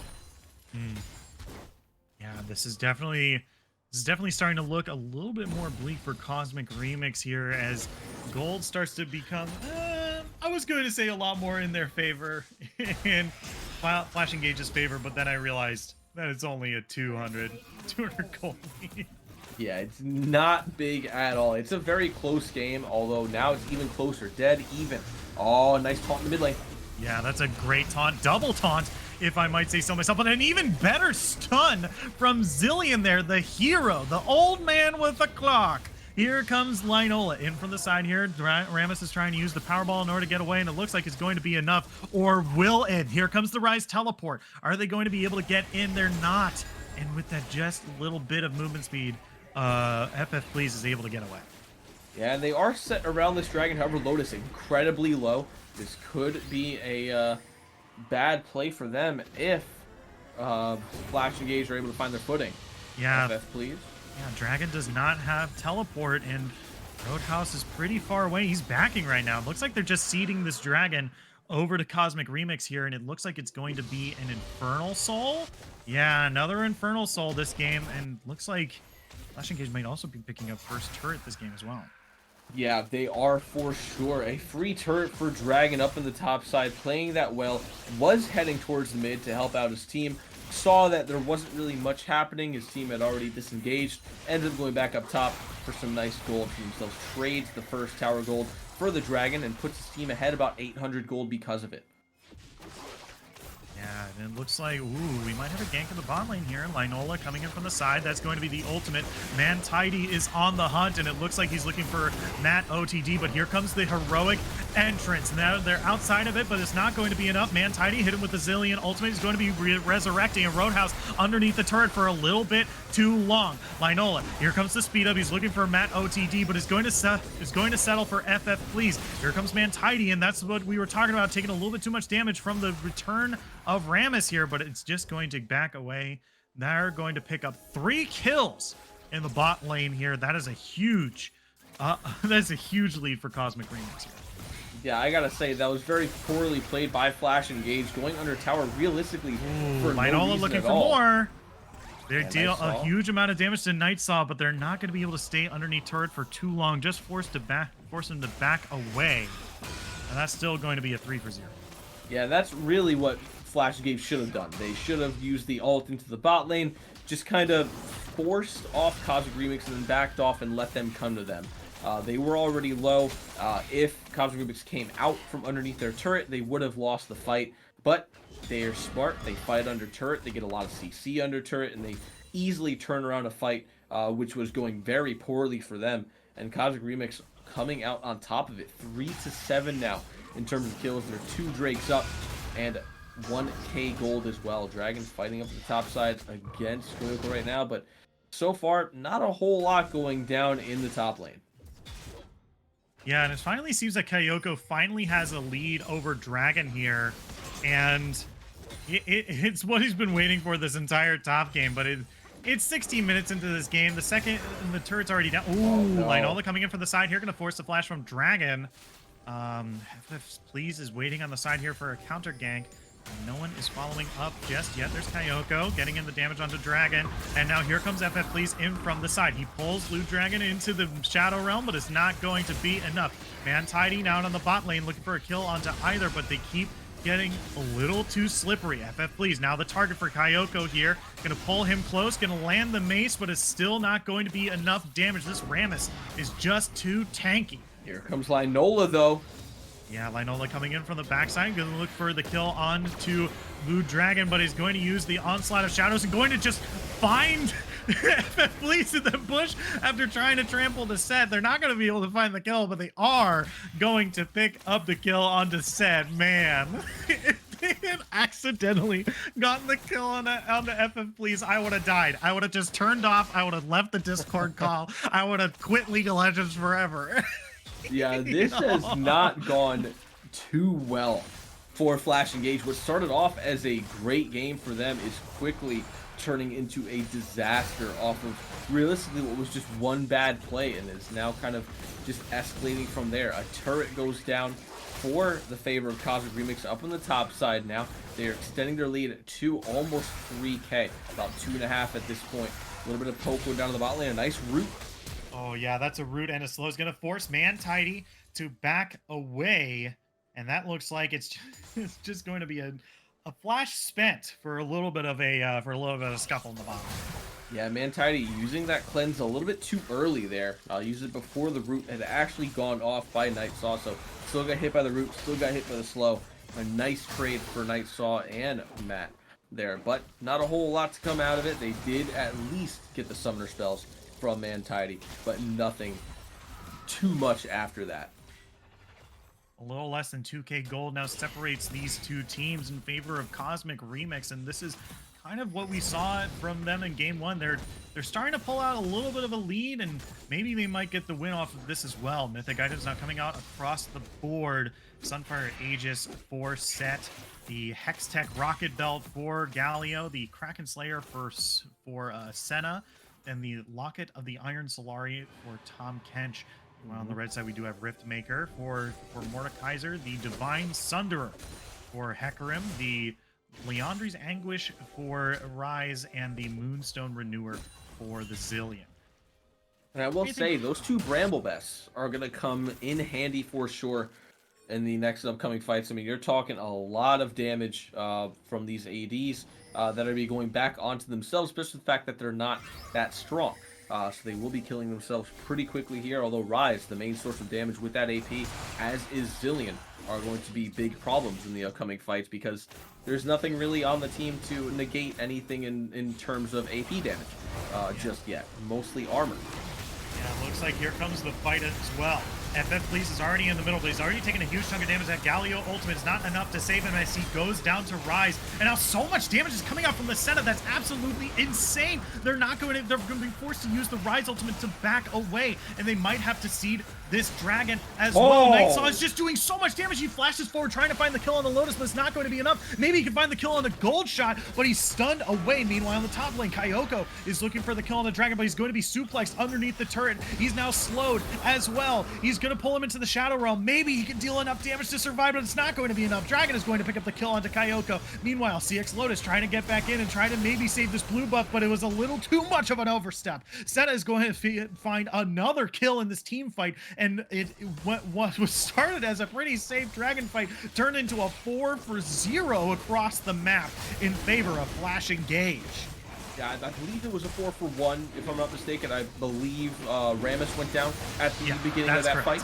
fight. But either way, a 4-for-1 and the Dragon, you take that any day of the week. Lotus got a bit greedy on that blue buff. Should have just given it up. You saw how much damage Nightsaw did. You saw how he basically one-shot Mantidy and Gold Shot there, and I don't know what he was thinking going back in. That was kind of just a misplay for sure. A big amount of gold going over to Nightsaw there. 500 gold shutdown on themselves, but they're able to back and completely finish a Gwinsu's Rage Blade on top of the Kraken Slayer they already had and those Boots of Swiftness. So you're looking at a very strong center right now.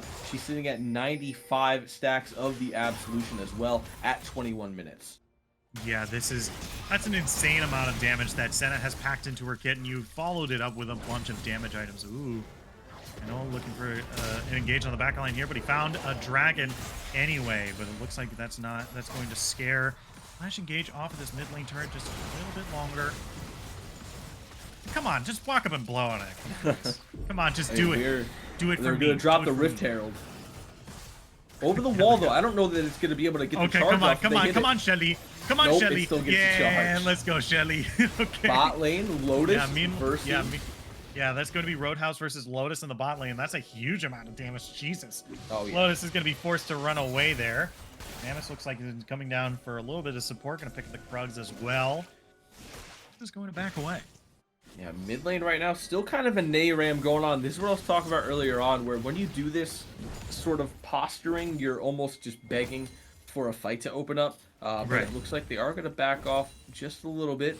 And it looks like everybody's kind of converging down into the bot lane, but we might see a fight open up in the mid as everyone's trying to move down. And bot lane is where it's going to open. Yeah, Linola forcing to ult into Roadhouse here. FF, please, already taken so low. This is what we were talking about with the massive amount of magic damage on the rise. Is going to be able to focus down the Rammus. And meanwhile, in the mid lane, Mordekaiser is going to go down as well. 1-for-1 across the map. 3 people pushing in on the mid lane. Only Zillion and Vayne are here to defend it. And I don't know if they'll be able to. This is not good for Cosmic, as most of their damage is in the bot lane right now.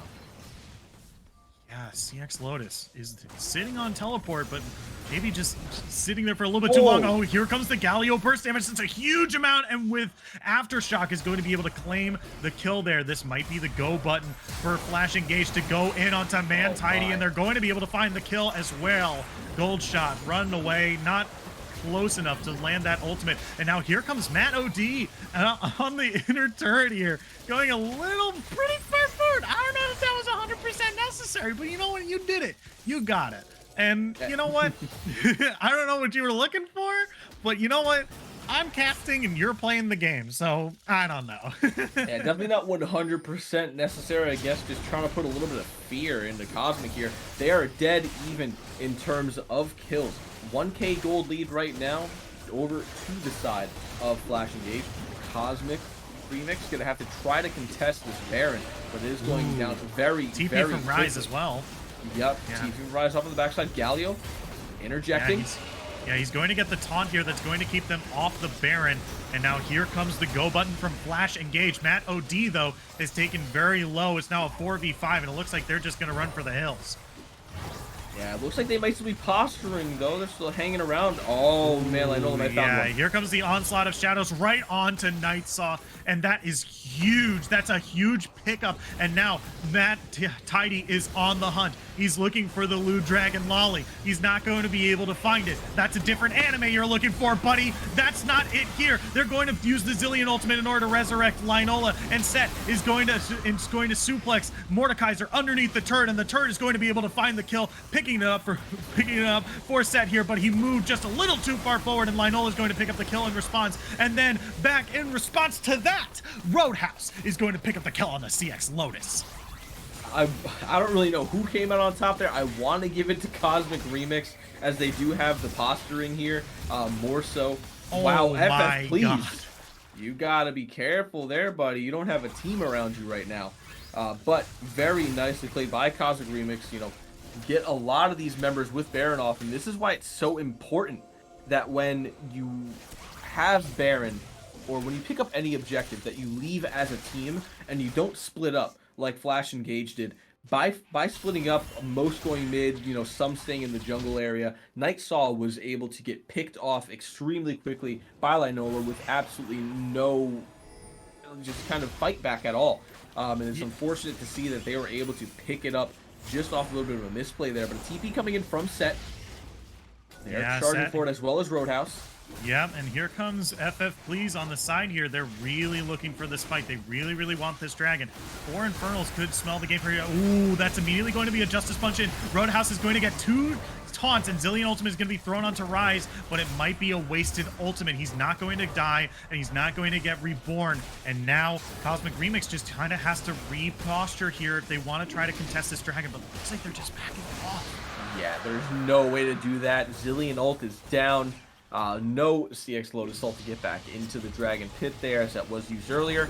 And 2 dragons going over to the side of Flash Engage to be very good for them, especially on a Senna here. If they're able to pick up 4 with the Soul, this is what we were talking about in the last game, being able to pick up 4, an incredibly strong setup for these teams.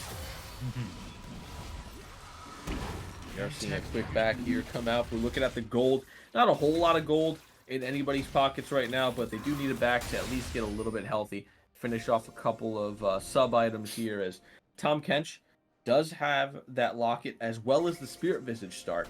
Spirit Visage for that Rise. I would like to see him pick up some armor next, maybe even just another Thornmail. There are 3 members of it. Galio did in fact pick up that Thornmail, so you've got Set with his finish, Rammus still sitting on the Bramble Vest, and Galio with a finished Thornmail as well. A lot of armor and reflects on the side of Flash Engage. Yeah, and I mean, when you have a team that has multiple taunts, I feel like, and especially matching up against a Vayne, that this Thornmail is possibly the most important item that you can pick up. Usually Galio is looking for more MR items, obviously, because it's going to scale better with his kit. But Thornmail, I think, is a very, very strong item, especially when you're looking to land a taunt on him. Yeah, it's a good item to just kind of throw into the mix with all the MR. I imagine the rest of his build will be MR, but Thornmail, just a good item to throw in there for sure. I would like to see an Executioner's Calling built by Senna for sure. Just because they need to kind of stifle some of the healing from Mordekaiser, from Hecarim, Zillion as well. So I'd definitely like to see that. Like Please. Yeah, Mantidy used his Condemn just a little too soon, but he does have the speed up from Zillion. That's a huge amount of damage. That Thornmail isn't doing anything for you right now. Mantidy picking up the kill on the FF Please. Yeah, that will happen in a 1v3, getting caught out like that. Unfortunately, no team around him to maximize the taunt with the Thornmail, and you see what happens when you get picked out there. So very nice pick for Cosmic, of course, and Dragon going in on a Lotus here. Yeah, he's already dealt a huge amount of damage. The suplex is going to take him insanely low. The portal is not going to take you where you want. Instead, it's going to take you right to hell. Yeah, in bot lane here, we are seeing Roadhouse potentially caught out. Yeah, he's going to flash away, and that's going to save his life for now. Nightsaw and Matt OD are coming down from the mid lane here, as Cosmic Remix is just doing a very, very good job of rotating around this map and pressuring in whatever lanes they can. This 1-3-1 we keep talking about, this is happening for Cosmic Remix right now. Yeah, this game incredibly back and forth right now. 15 to 13 in terms of kills. Only a 1,000 gold difference. They're dead even on Dragons. The only main difference that we're seeing is in towers, where Cosmic Remix is ahead of 2 on these towers here. So 30 minutes in, no real discernible winner of these fights just yet. Everybody kind of still trying to figure out where they are in these fights. You've got kind of a weak bot side on the side of Cosmic Remix. I don't want to say weak, but just not as strong as Nightsaw and Matt OD are right now. So it's really going to, I think, come down to that. These bot lanes, Senna kind of needs to carry her team along with Dragon, because what FF Please Roadhouse are doing right now, they're kind of getting caught out. If they just take a full 5-on-5, though, I think that's where they win. I think that's really where they shine. We do see some posturing around Baron right now. I think this is pretty important. This is a huge objective, especially for Cosmic Remix. If they want to continue doing this 1-3-1 push, they are going to need this Baron buff, especially with Infernal Drake spawning in just a little bit. If they can win this Baron buff, especially at this stage of the game, 31 minutes in, these death timers are going to be very long. I think whoever wins this Baron fight is also going to be picking up Infernal. That is the realistic call, but it looks like everybody's kind of backing off of Baron. Meanwhile, on the top side here, Rise pushing in to destroy a tower. Yeah. Rise still continuing his push as well. Looks like Yeah. he's He pushing does for have this inhib turret. TP. Has TP, has ultimate. Ooh, Kyoko might have been caught out here. Justice Punch coming in, but it's not going to find any taunts. They are going to find the taunt onto Hecarim, though. He's going to force the onslaught of shadows to get over the wall. And now Kyoko is the focus on the backline here. The rest of the blue team is focusing in, but Rise is continuing to push on the top lane turret. They're going to be able to find the kill, but 2 turrets have already gone down to Rise, and is he going to grab an inhibitor as well? He does. The question is it worth it? Because now your team has no posture around this dragon. Oh, Blue Dragon Loli. Oh, yeah, he's going to be caught out by Vayne here. He's going to do a huge amount of burst damage in response, but it's not going to be enough. Blue team is able to pick up their 3rd Infernal Drake. That's huge. And now a teleport is coming in from the blue team. And now it is what was once a 3v3 is now a 4v2. And Senna picks up yet another kill. Man, Tidy is now with Gold Shot. The bot lane is together once again, but Nightsaw is looking for more. Roadhouse is looking for more. Can they get close enough? Nightsaw is going to be able to pick up the kill. Is he going to find Gold Shot as well? He's not. Roadhouse is going to get stunned underneath turret, ate up by the big fish. And what we said about Baron is now the reverse. The team that picked up Infernal is now going to be picking up Baron. The absolute range on Nightsaw right now, and with the 150 stacks of Absolution, has an extra 175 range, with an extra 112 attack damage and 70% crit.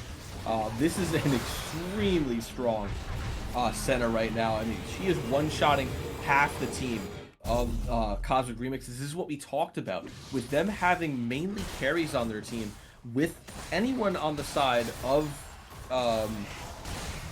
Flash Engage, especially Senna being the main damage output. You know, it was really their job to try to make sure that Senna didn't get ahead, so that their kind of weak like, I guess, just lanes in general, what should have been a decent fight for them, these glass cannons, didn't really come to fruition. They had to stop this Senna because she's the one to shut them all down, and that's exactly what we're seeing. She is just blowing people up.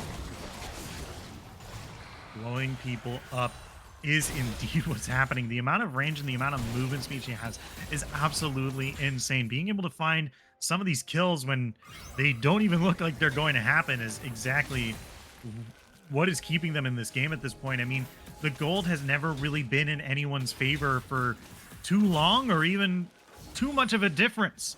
And a lot of these team fights have come down to who's going to play the team fight better, the mechanical differences other than just the gold. But maybe CX Lotus has found out Dragon here, or maybe CX Lotus has been found out by the blue side here. FF Please finds Kyoko, and he's just going to back away. Zillion comes in for a little bit of support as well, as the bot inner turret is now the focus for Cosmic Remix. I don't like that all 5 members of Cosmic Remix are going bot, though, just for this one turret. But I also don't like that Nightsaw and Matt OD are backing for this. I think they could have kept the push on top here to go for that top lane tower just for the trade, because now you've got the full 5 members of Cosmic Remix backing. I think they could have traded that top lane tower if they just continued the push, and I think it would have been worth it. Right. And maybe we see like somewhat of a split, like we put some folks mid and we put some folks bot, because we do have, I think it is important to note that the super minions are pushing on that top lane. Prize did pick up that inhibitor, so it is forcing Flash Engage here to really split up their team by putting all 5 members in the bot lane. So it is really good usage of this downed inhibitor at this stage of the game, but you know, they weren't able to find anything off of that. They still did a lot of the damage. It should be, yeah. And Flash Engage, I mean, they should have at least stayed mid as well. They have Baron. Sending, I always talk about sending 5 people together with Baron is just a mistake. You need to prioritize getting the maximum just strength of that Baron in all lanes at the same time, rather than focusing everybody down to one lane. You don't need to go for a fight when you have Baron.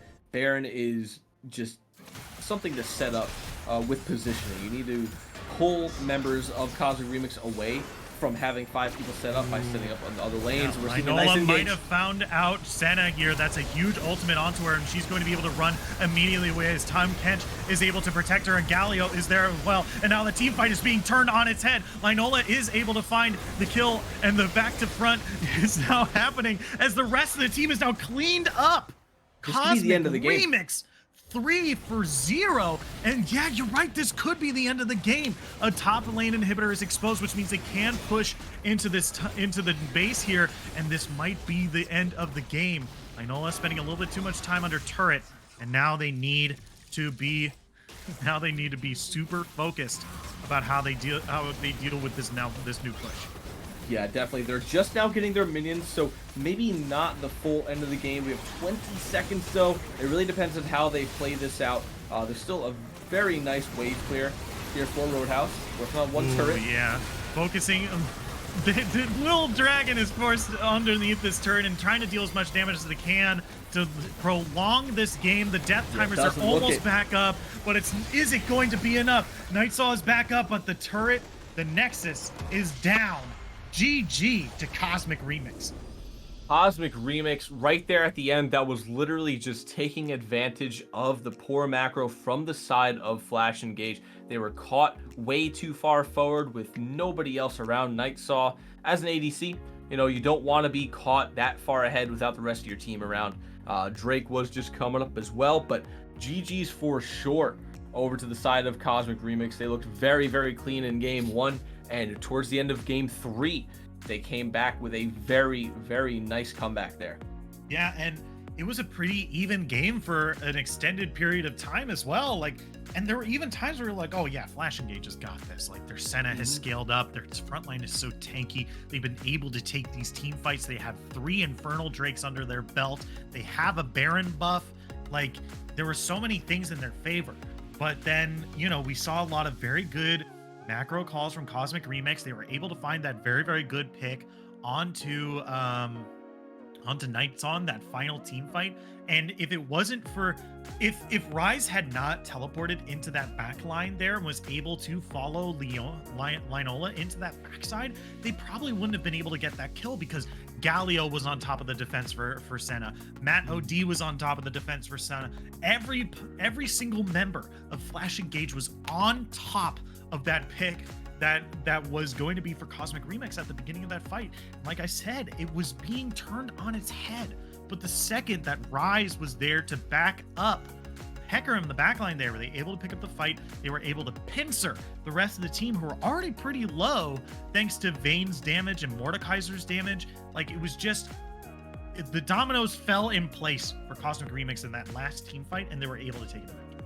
Yeah, that slight overstep is exactly what they were hoping for. This whole team setup was basically a protect the Senna comp, and it was that up until the 35-minute mark right there where it was just a slight catch, and that's exactly what they needed. The death timers at this point in time, just a little bit too long, but congratulations are in order for the side of Cosmic Remix. A very great set, bringing us to a full 3 games here, but at the same time, don't take anything away from Flash Engage. They played a very good game 2 and a very good 35 minutes of game 3. So yeah, don't take anything away from them. This was a great set all in all. Yeah, but with that, that is going to be it for us tonight. So on behalf of myself, the casters, and the entire live broadcasting crew, thank you so much for tuning in, and we'll see you next time.